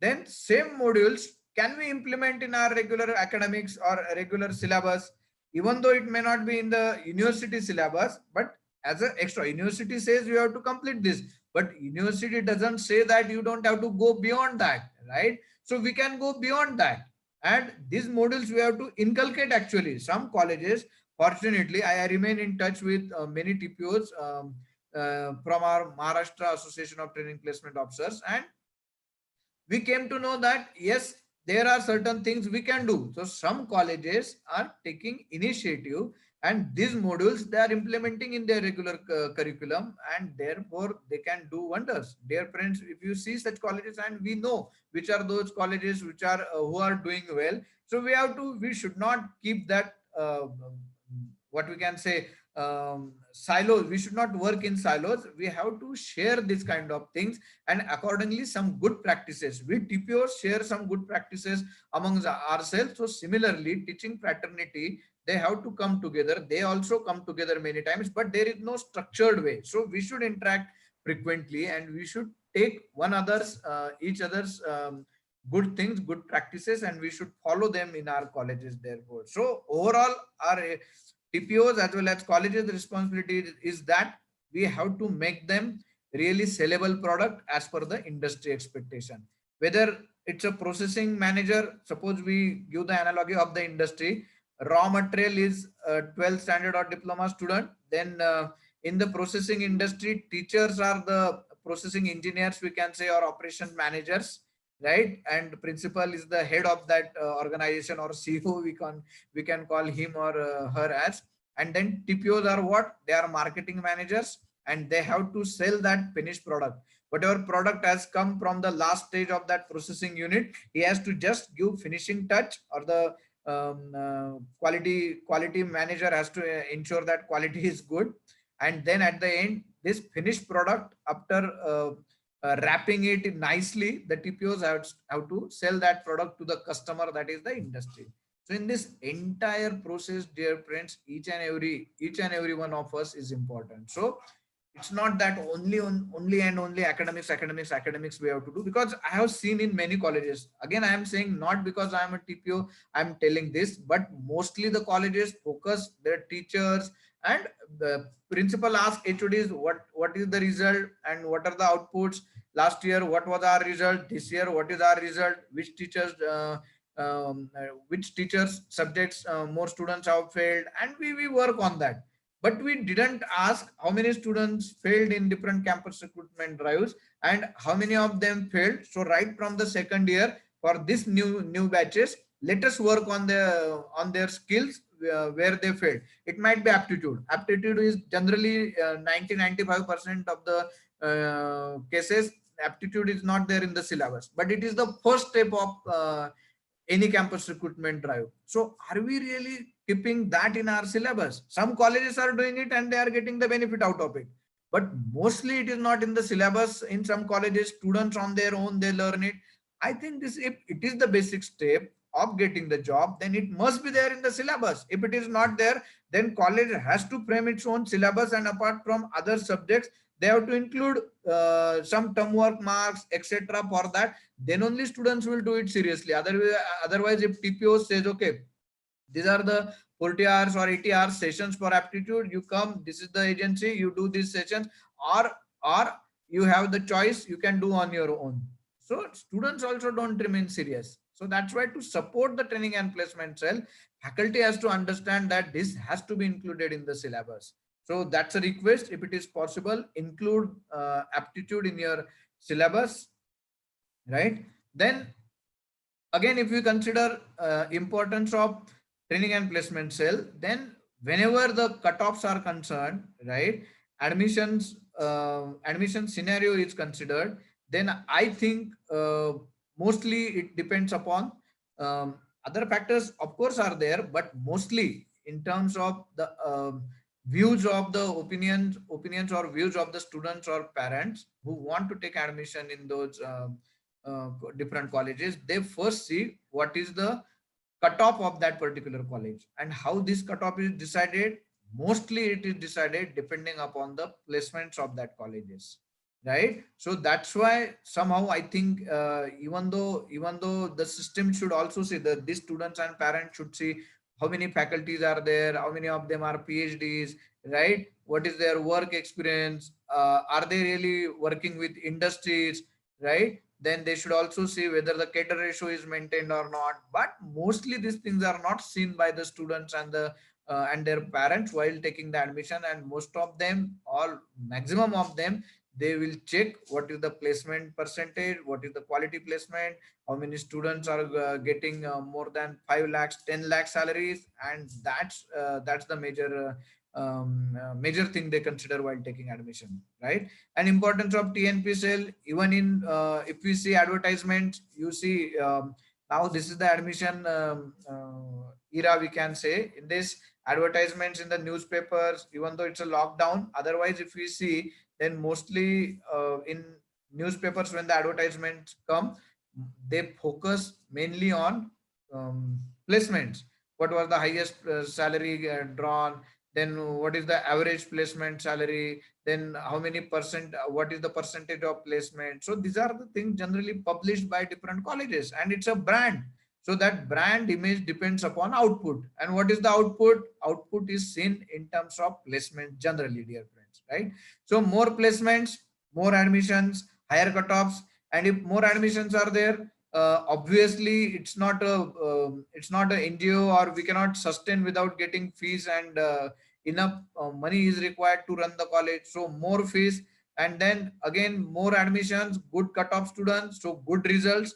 And if good results are there, more eligible students, more placements. So this is the positive cycle. If you are in this positive cycle, automatically we will again improve. Otherwise, if you are not doing well, not good placements, not good admissions, vacancies, vacant seats, or lower cutoff students, because of lower cutoff students, poor results, right? then poor results also will cause or will lead into less number of eligible students, and if less number of eligible students are there, automatically less placement will be there, and again it will lower down further admission scenario. So somehow we have to understand that most of the things revolve around the placement of the college, and its admission process is dependent upon that, right? Students and parents, they have to be happy, and if they are happy, dear friends, I tell you, right, we don't need to do any publicity.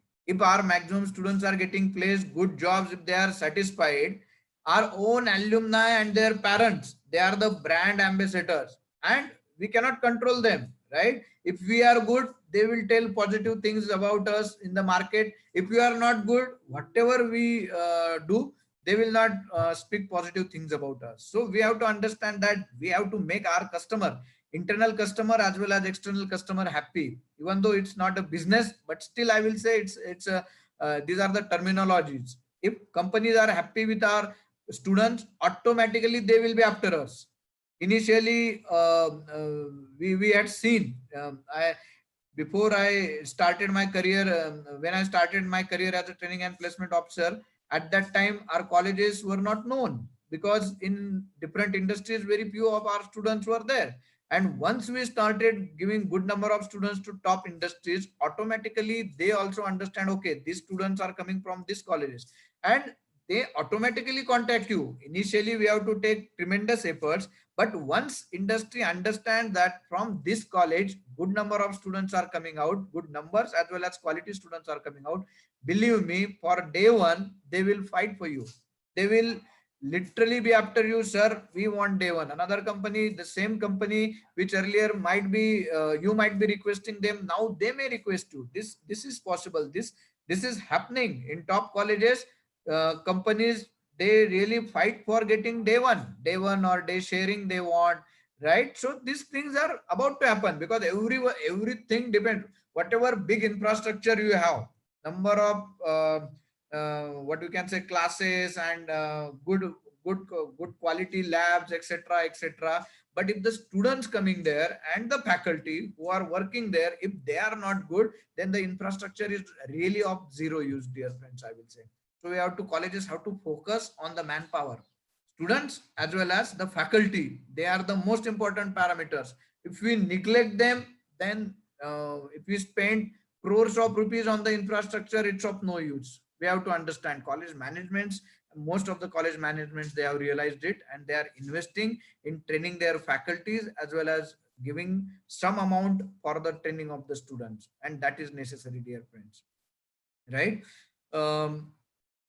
Companies really ask the history of placements, right? And for types also, they see which from which colleges they get more student, and they try to have MOUs with those colleges, and they try to give some technical inputs to those colleges. So anyhow, your MOU, your center of excellence, maybe joint research, joint publications by the company, joint conferences, everything depends upon how is your placement, or how the students are performing in that company, dear friends, right? And after all, as I said, he is the single point of contact for the industry, TPO, or that training and placement cell.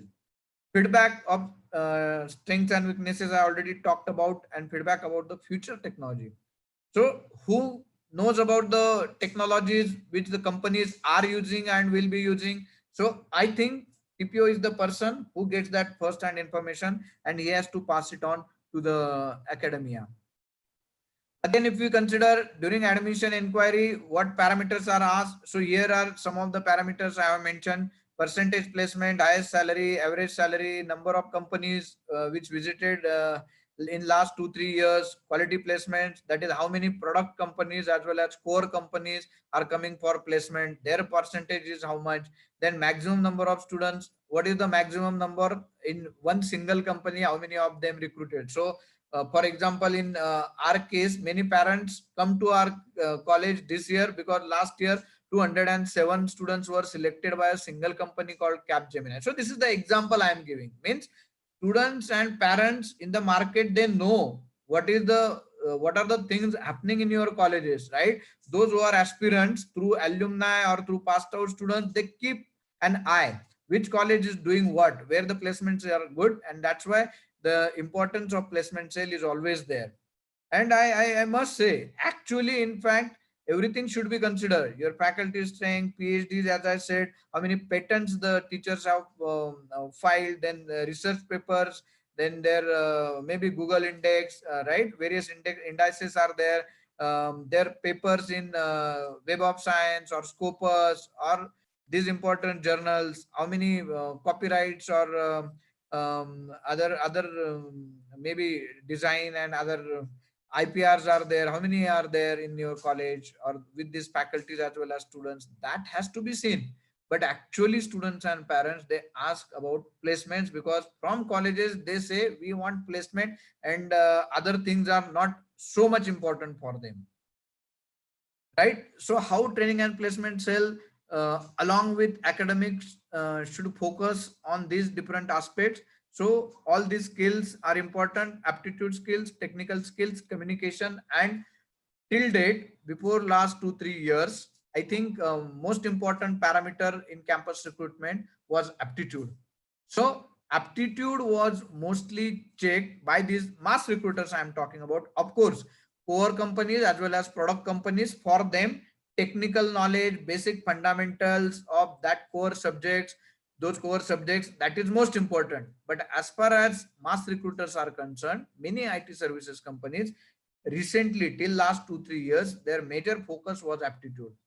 If the students were getting clearing that first round of aptitude, then mostly 80 to 90% chances were there that that particular student, he or she, will definitely get the final offer.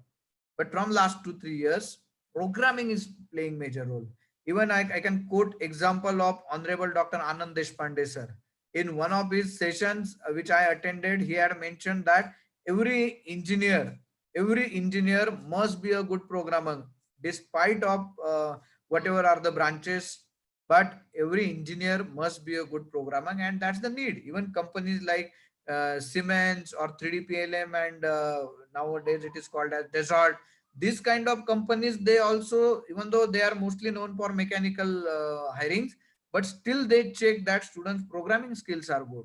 And there are many other companies wherein this knowledge is really needed. So students of mechanical, civil, ENTC, they also have to, we have to focus on their programming skills also, dear friends.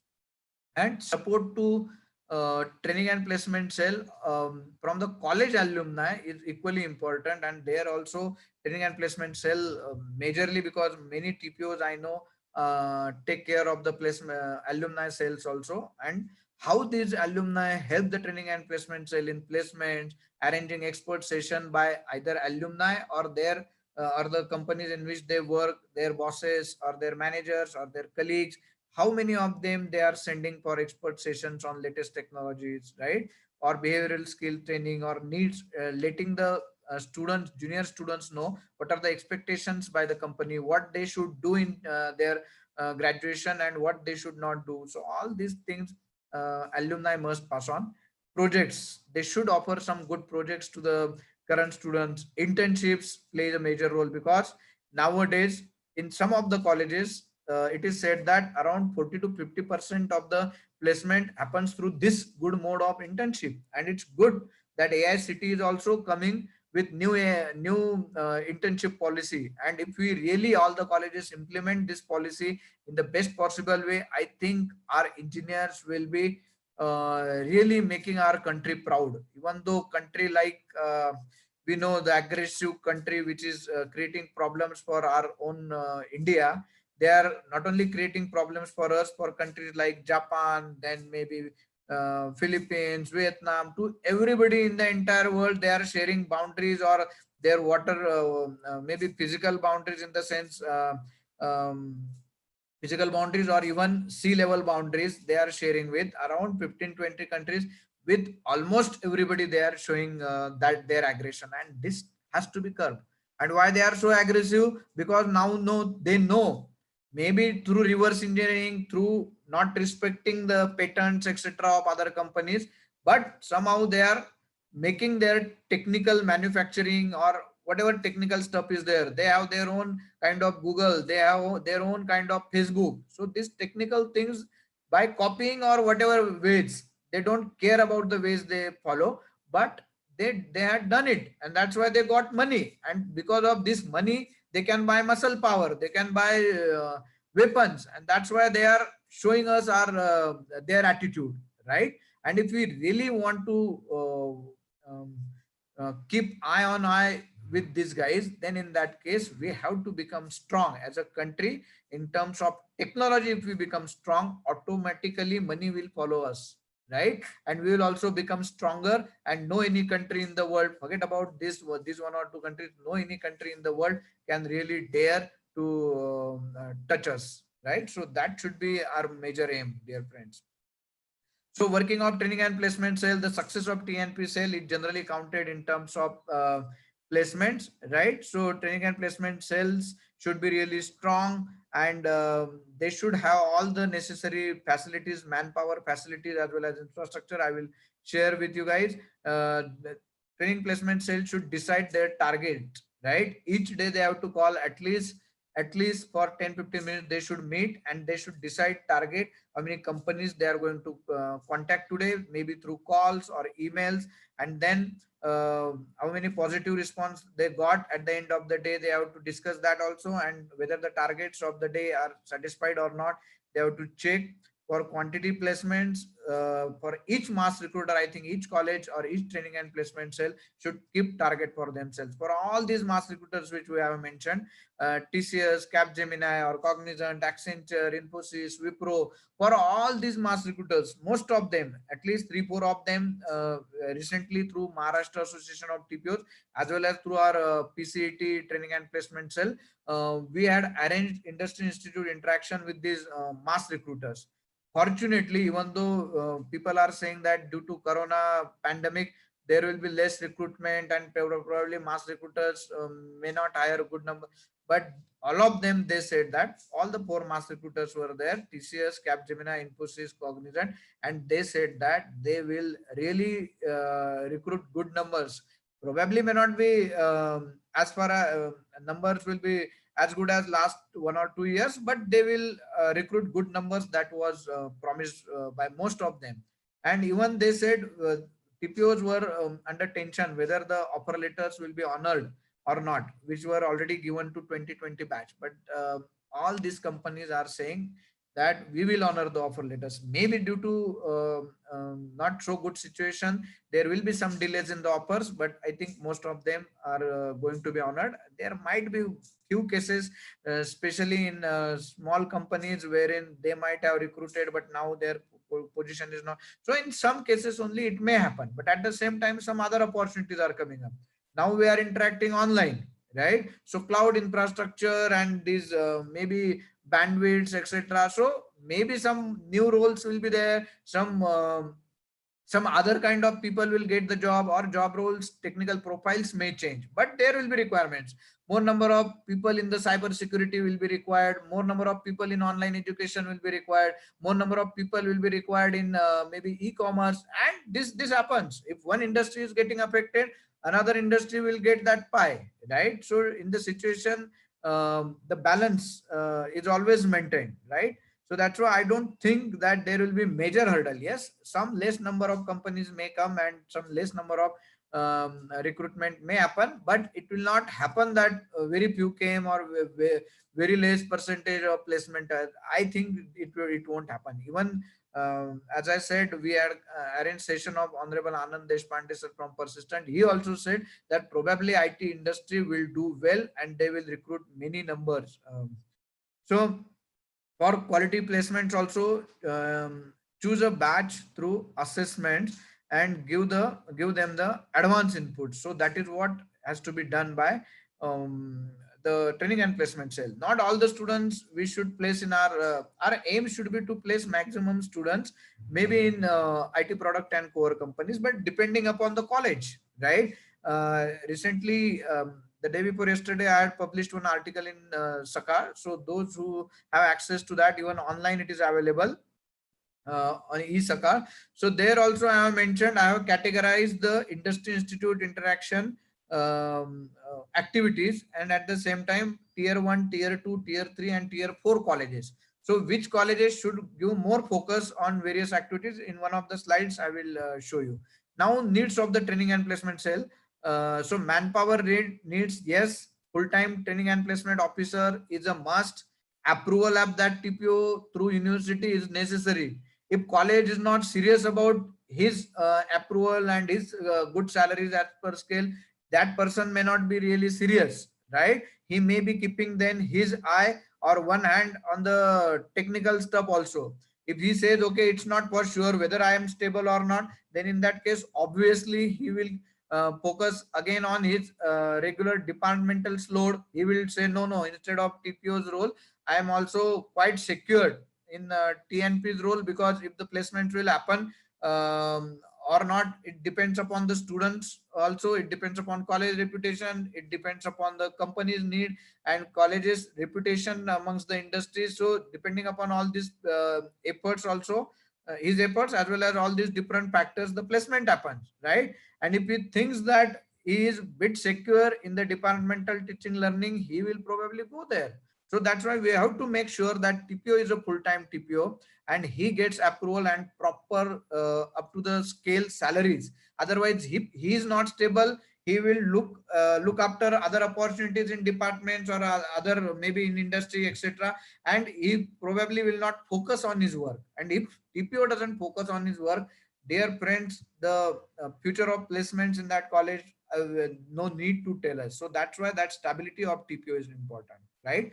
Again, manpower in the sense, every department has its cadre ratio, this many for 60 intake of each branch. We have this many professors, this many assistant professors, this many associate professors. So do we have similar structure for TNP cell?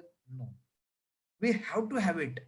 Fortunately, Honorable AICT Chairman Dr. Sahasra Buddhe and his team, they have made it mandatory that there should be approved TPO, full-time TPO in each college. There is AICT Gazette they have published last year, and they have made it compulsory for all colleges to not only keep the TPO as a full-time TPO and approve him, but at the same time his salaries also they are worried. They are saying that if he is as per qualification of professor, give him professor's salary of 6 pay, and if he is not in that cadre, then as associate professor or so, whatever as per his qualification and experience, colleges must give and take approvals. Again, number of TPOs, there are some colleges wherein 300 students are there. There also one TPO is there. There are colleges where 600 students are there, and there are also colleges wherein number of students are 1200. There also single TPO is there in most of the cases. So is it really worth? See, he can spend his time either for 300 or 1200, but he also is a human being. How many hours he will work? Mostly our TPOs work for 10 to 12 hours when other people work in general. I'm not blaming anybody, or it's not that I'm a TPO, that's why I'm telling you the side of the TPO. But dear friends, if he is happy, if he is getting everything in place, I mean logistics, etc., and proper support from the departments, he is ready to work. Most of the TPOs are chosen because if they are active, then they are made TPOs, right? So that's why they are energetic, and I interact with I'm in touch with almost around 400 to 500 TPOs of our Maharashtra, and I can proudly say that most of our TPOs are excellent as far as their thoughts are concerned, the needs of the industry are concerned. They are well aware and they are willing to do the things. But unless and until they are well supported by the infrastructure as well as other things, they are also helpless. In some cases, I know that sometimes support is not properly given. So those colleges who give proper everything to these TPOs, those colleges will definitely go a long way. You see their results in placements. Their placements will be good. Automatically, their admissions will be good. So it's related. Entire circle has to be completed, and colleges have to understand, management's principles, they have to understand that this guy, his work, he has to be comfortable and he must be happy always to, and he should give. Yes, We don't say that only demands are there. They have to provide those kind of outputs, and they are ready to provide that kind of output. So as I said, we TPOs discussed a lot, and we think that after every 300 students there should be additional one TPO. Maybe one TPO will be head TPO, and others for every 300 there can be maybe supporting TPOs or assistant TPOs, we can call them. So 1:300 ratio, like 1:20 student teacher ratio is there. Similarly, there should be TPO and student ratio should be there. Course wise, yes, there are TPOs I know who take care of degree, engineering placement, diploma placement, sometimes MCA, MBA placement also, same TPO is there. It's not possible, guys. He will try, but there are limitations. Either give him assistant TPO from each of this course, one TPO from MBA, one TPO from separate full-time TPO from all these courses, then he would be, or their team will be able to do it. Otherwise, if you will keep on loading, he also is a human being. How much load he can sustain? So we have to give proper manpower, and separate TPO should be there, and or at least some faculty should be given this kind of task, right? And e-sale or higher education sales, yes, he can contribute his thoughts, etc. He can help, but mainly he should focus on his placements, right?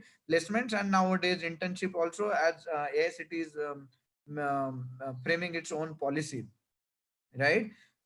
So these are the things I think, and proper infrastructure like Punes, clerks to maintain database. See, TPO can invest his time in contacting company for placement, maybe sending mails, calling them personally, and interacting with alumni, or all these things to get more companies. Or he can spend his time in finding out how many computers are available, whether my computers are there in my lab or not, whether he has to go after account section that this company is coming, so sanction this 3,000, 4,000 rupees. If he invests his time in these particular things, automatically his focus from the main task of calling and emailing the companies, that time will be reduced, and automatically the college and the students will suffer. So that's why other things he should not be worried, and college should provide enough infrastructure and manpower, right? Then infrastructure needs are there. For most of the colleges, around 300 to 600 intake is there, right? So for that purpose, one auditorium of around 500 capacity, all the students should be able to accommodate it for PPT and other things, right? Even I will say for ACT sometimes, or TEB sometimes, common lectures have to be conducted by industry experts. Nowadays it will happen, it is happening through online mode, but earlier it was the need. So auditorium, 8 to 10 interview rooms, 2 GD rooms, laptops, internet connections, they should be always be available. No any disturbance of bandwidth or issue of bandwidth, etc. should come in their way. 4 or 5 landline phone numbers, phones also should be available with the training and placement cell. There are colleges, top colleges, I won't name, but they ask, if demands are coming from different departments, first check what is the demand of TNP cell, and if it is really worth, then provide that first. Because admission, if you want to have good scenario, TNP should be happy and they should be able to perform well. Infrastructural needs are there. Separate office of TNP cell should be there. 60 computers per every 300 students is the basic note. Not now, because as now online modes are going on, but earlier also, from last 6, 7, 10 years, each and every company, at least for last 5 years, almost every company is conducting online aptitude test. So where the TPO will go, he has to go to each department and ask for whether 20, 50 computers are available, so that HR has to run for entire college, all 8, 10 buildings, and it's not feasible for them. And that's why some colleges, those who are having this kind of infrastructures, they get the advantage, because what company HR will prefer? At one particular spot, if on the same floor, I can tell our own example of PCT central placement cell, PCT and Nutan central placement cell. Now I am sitting in this place on the same floor, auditorium of 600 capacity is there. 2 labs, adjacent labs are there, where almost 200 computers are there, only and only for training and placement cell. Then there are 8 interview rooms, and there are 3 GD rooms. State of the art infrastructure is available. You name the company. Most of these companies who want to conduct bigger drives, they generally contact us, because they know that all the facilities are here available. They are available here. We have a team of around 200 to 400 training and placement volunteers also. Proper staff is there. 4-5 people are working with me. So if infrastructure is good, people, HR people can focus, and even interviewers, technical panel members, they can focus on their basic work instead of logistic arrangements. And they have to really be alert, because if students are doing some mischievous things or copying, so they cannot afford. One HR can remain in at one place at a time, and if you are giving him 20 labs, whether he will be at a time present, so he will not be sure. And generally they say, okay, I am able to cope up with these 4-5 labs, so keep the students only in this lab. So that's why this infrastructure is important, and that's why to check this infrastructure also on LIC committees, TPO should be there, so that they should understand whether all these facilities are available in TNP cell or not, and they can check and accordingly act, right? Then, like other board of members, like mechanical board of studies, civil board of studies, there should also be board of studies for training and placement. Then only the input which has been received from the industry, which is 99% coming to TPO, he should be able to pass it on to the board of studies, different other board of studies, as well as to the entire university, or if that college is autonomous, to that advisory board, etc. It should be there. Unless and until TPOs are there who know each and everything about needs of the companies, if he is not there in the system of maybe syllabus setting or other things where he can give his input, then I think in that particular university things will not happen properly, right? As I said, AICT has come up with a gazette also, and other things like COPS, etc. If he has to work for off campuses on Saturday, Sunday, it has to be properly taken care. Otherwise, it will he will face the problem, and automatically colleges will face the problems, right? As far as financial requirements are concerned, then AICT has made it mandatory that 1% of the total budget of any college must be utilized for the training and placement activities, and for the student development, as well as for campus recruitment, etc. So this is the new thing which many of the colleges don't know, that 1% of total budget college has to invest for training and placement, for maybe hospitality, logistics, and as per the need, it should be properly provided. Ma'am or sir, please let me know how much time I do have. Hello, Mane sir, Olambe sir. 10 minutes, sir. 10 minutes. 10 minutes. Okay, okay, no problem. Yeah. So role of a TPO, as I said, he has to market, he has to promote the college, he has to sell the finished product, then making the students ready for the industry. He has to be facilitator, motivator, is networking with industry as well as other TPOs. That is also important, because if I am working in a particular XYZ university, and in that particular university, other companies are coming to other colleges. If we TPOs come together, we can make wonders, and it is happening through Maharashtra Association of Training and Placement Officers.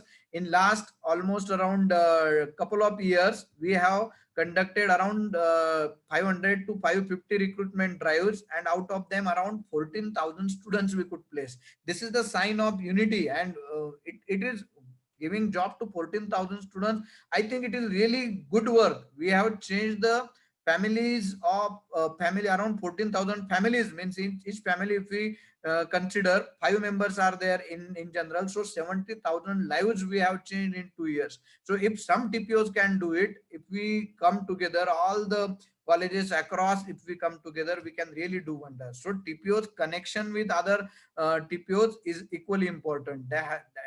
Other technocrats, alumni network is also important. Internships, summer and winter internships are important. Knowledge of job market.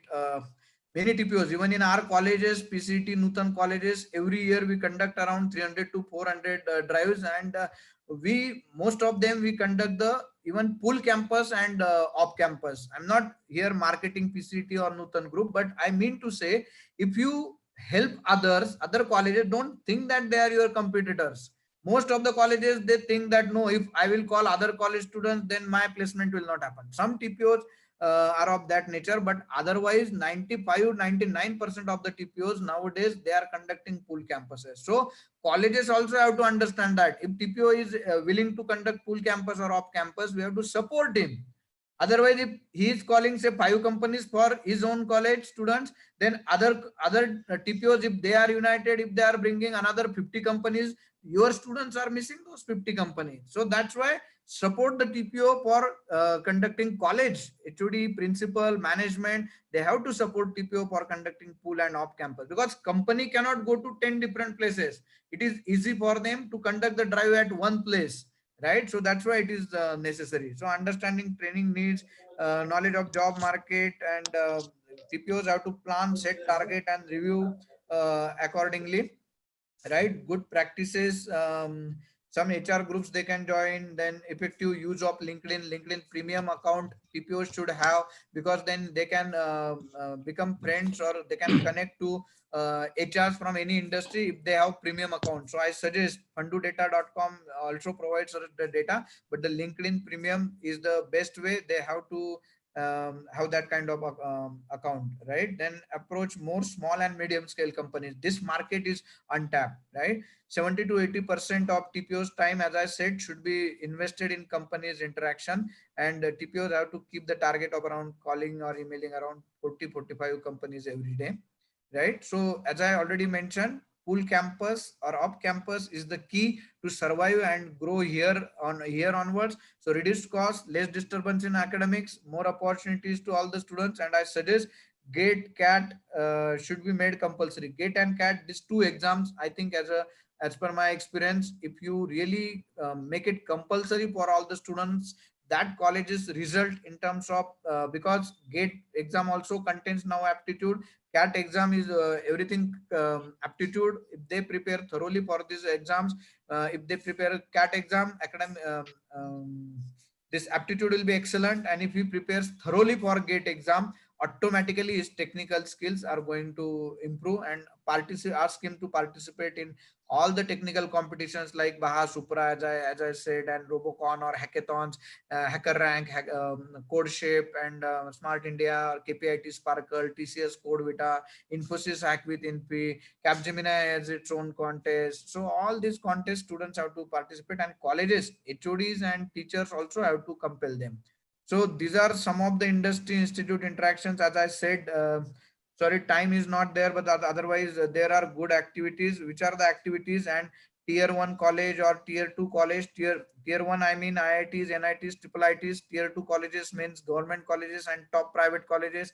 Tier 3 colleges means average performing private colleges. Tier 4 colleges means less performing private colleges. So IT product companies should be focused more by tier 1 and tier 2. IT services companies, second row, you can see, should be given more priority by tier 3 and tier 4 colleges. So syllabus design in top colleges can be done by industry. So these are some of the things. I think we don't have much time, otherwise it would have been my pleasure. MOUs where they should internships, then sessions by industry experts, project evaluation by the industry.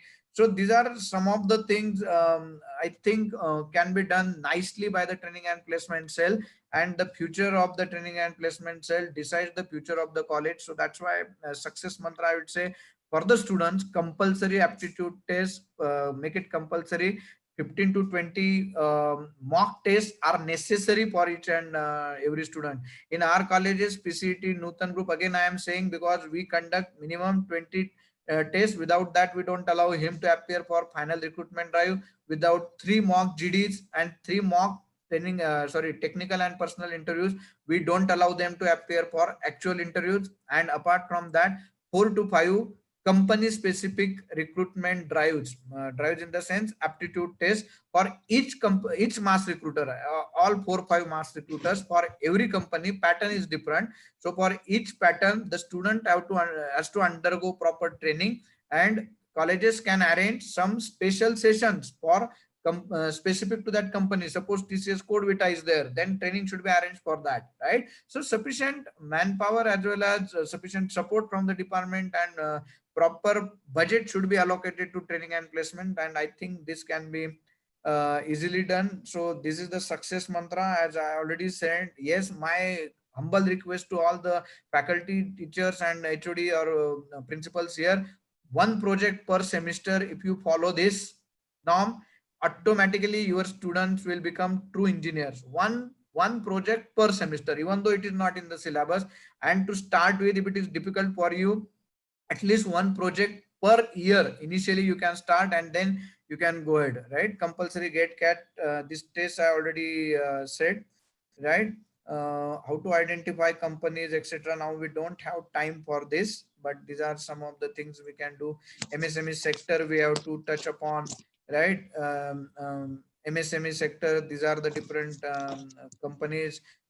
Mechanical and core companies placement is a challenge, so both can be utilized. Board of apprenticeship training, they can help the sandwich pattern students when they are in the graduation, or from other colleges where sandwich patterns are not there. After passing out, students should enroll on board of apprenticeship side, and automatically they will get many apprenticeship opportunities.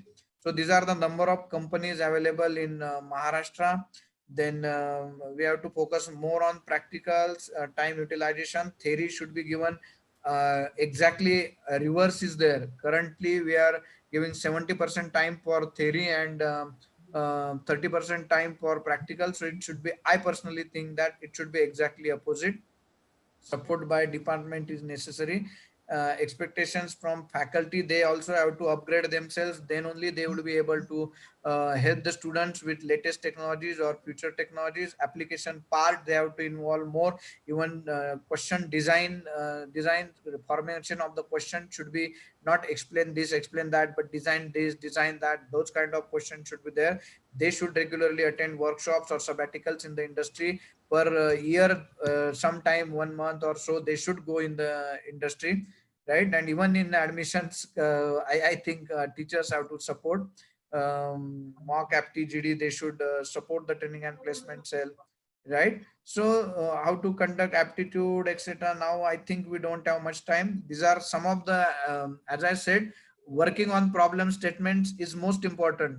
Here onwards, those colleges will work on actual problems of the industry, maybe nearby MIDC. Even though college is in the medium town, there also MIDC is there everywhere. So take their problems, or attach through some alumni, attach some companies and get their problems and work on those problems.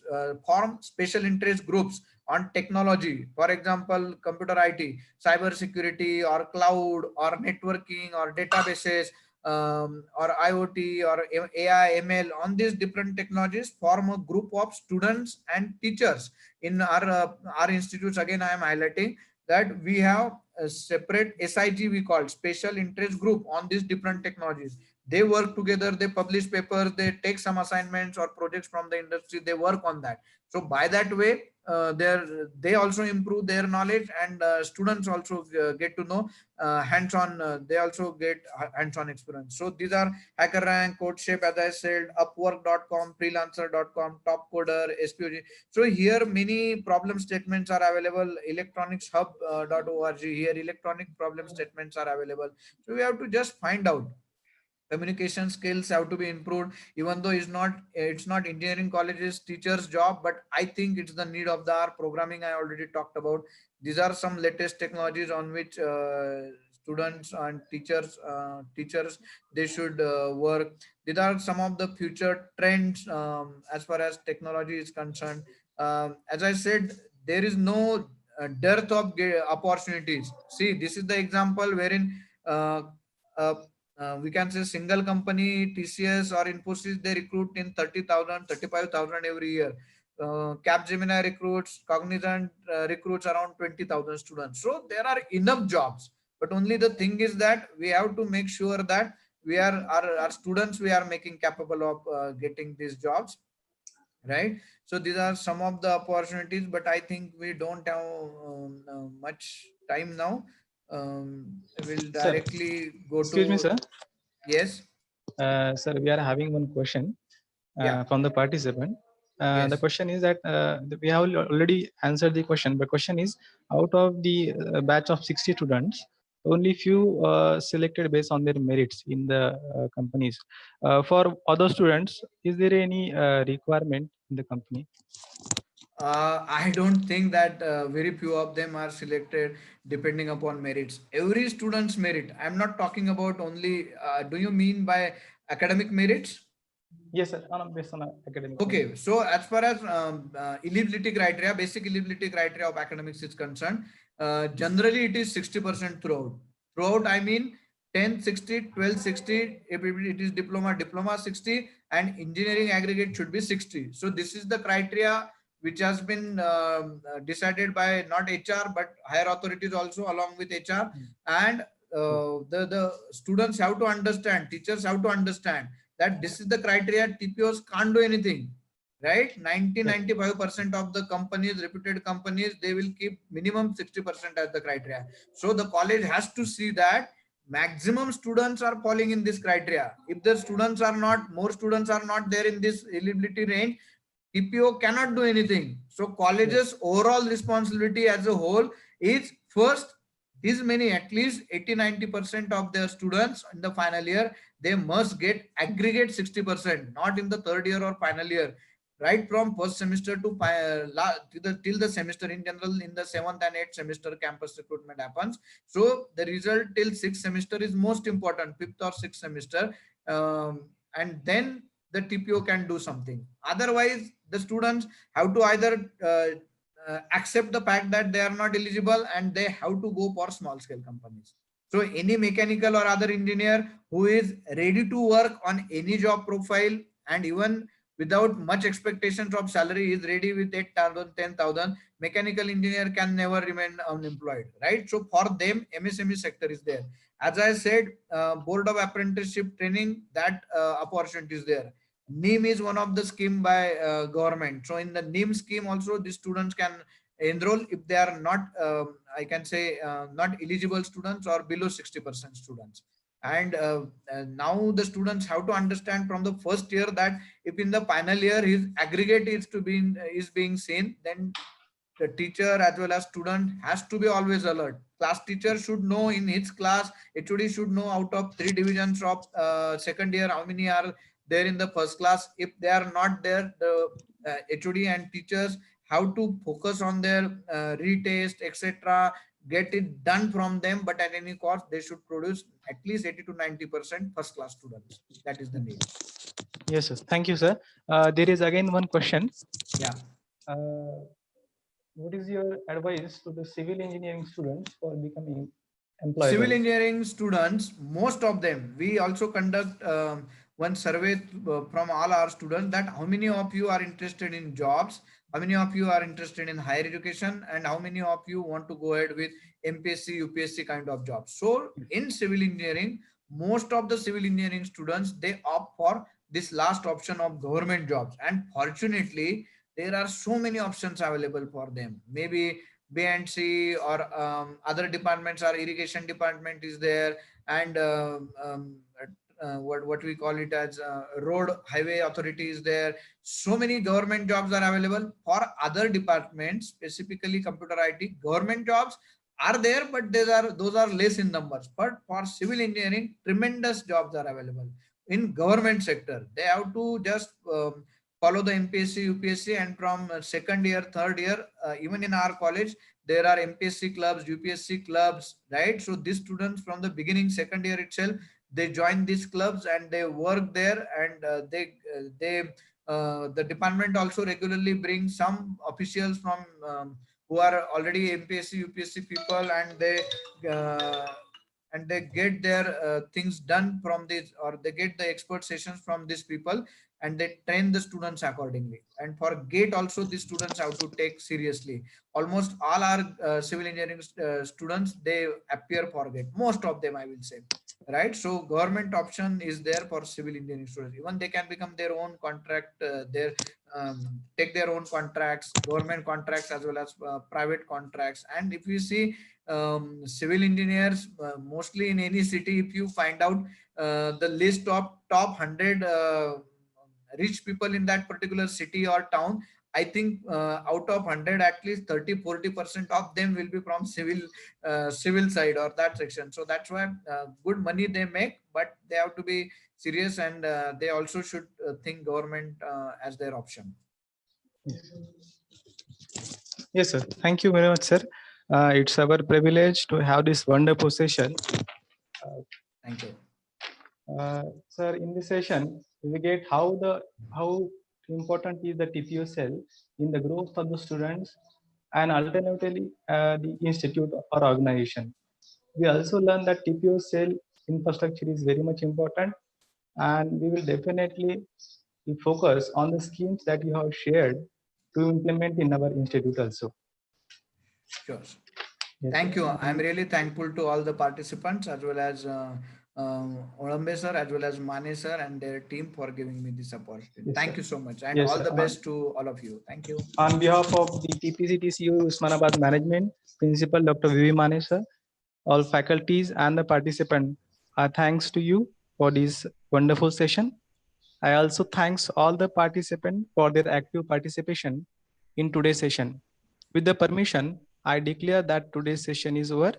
Day 4 session will be started as per the schedule displayed previously. Thank you all. Thank you, sir.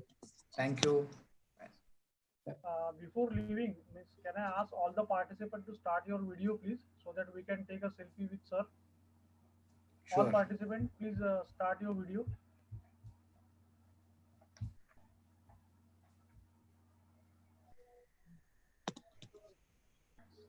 All the participants, please start your video. It will take on only 2 minutes. So that will be the memory for us with Sheetal Kumar sir.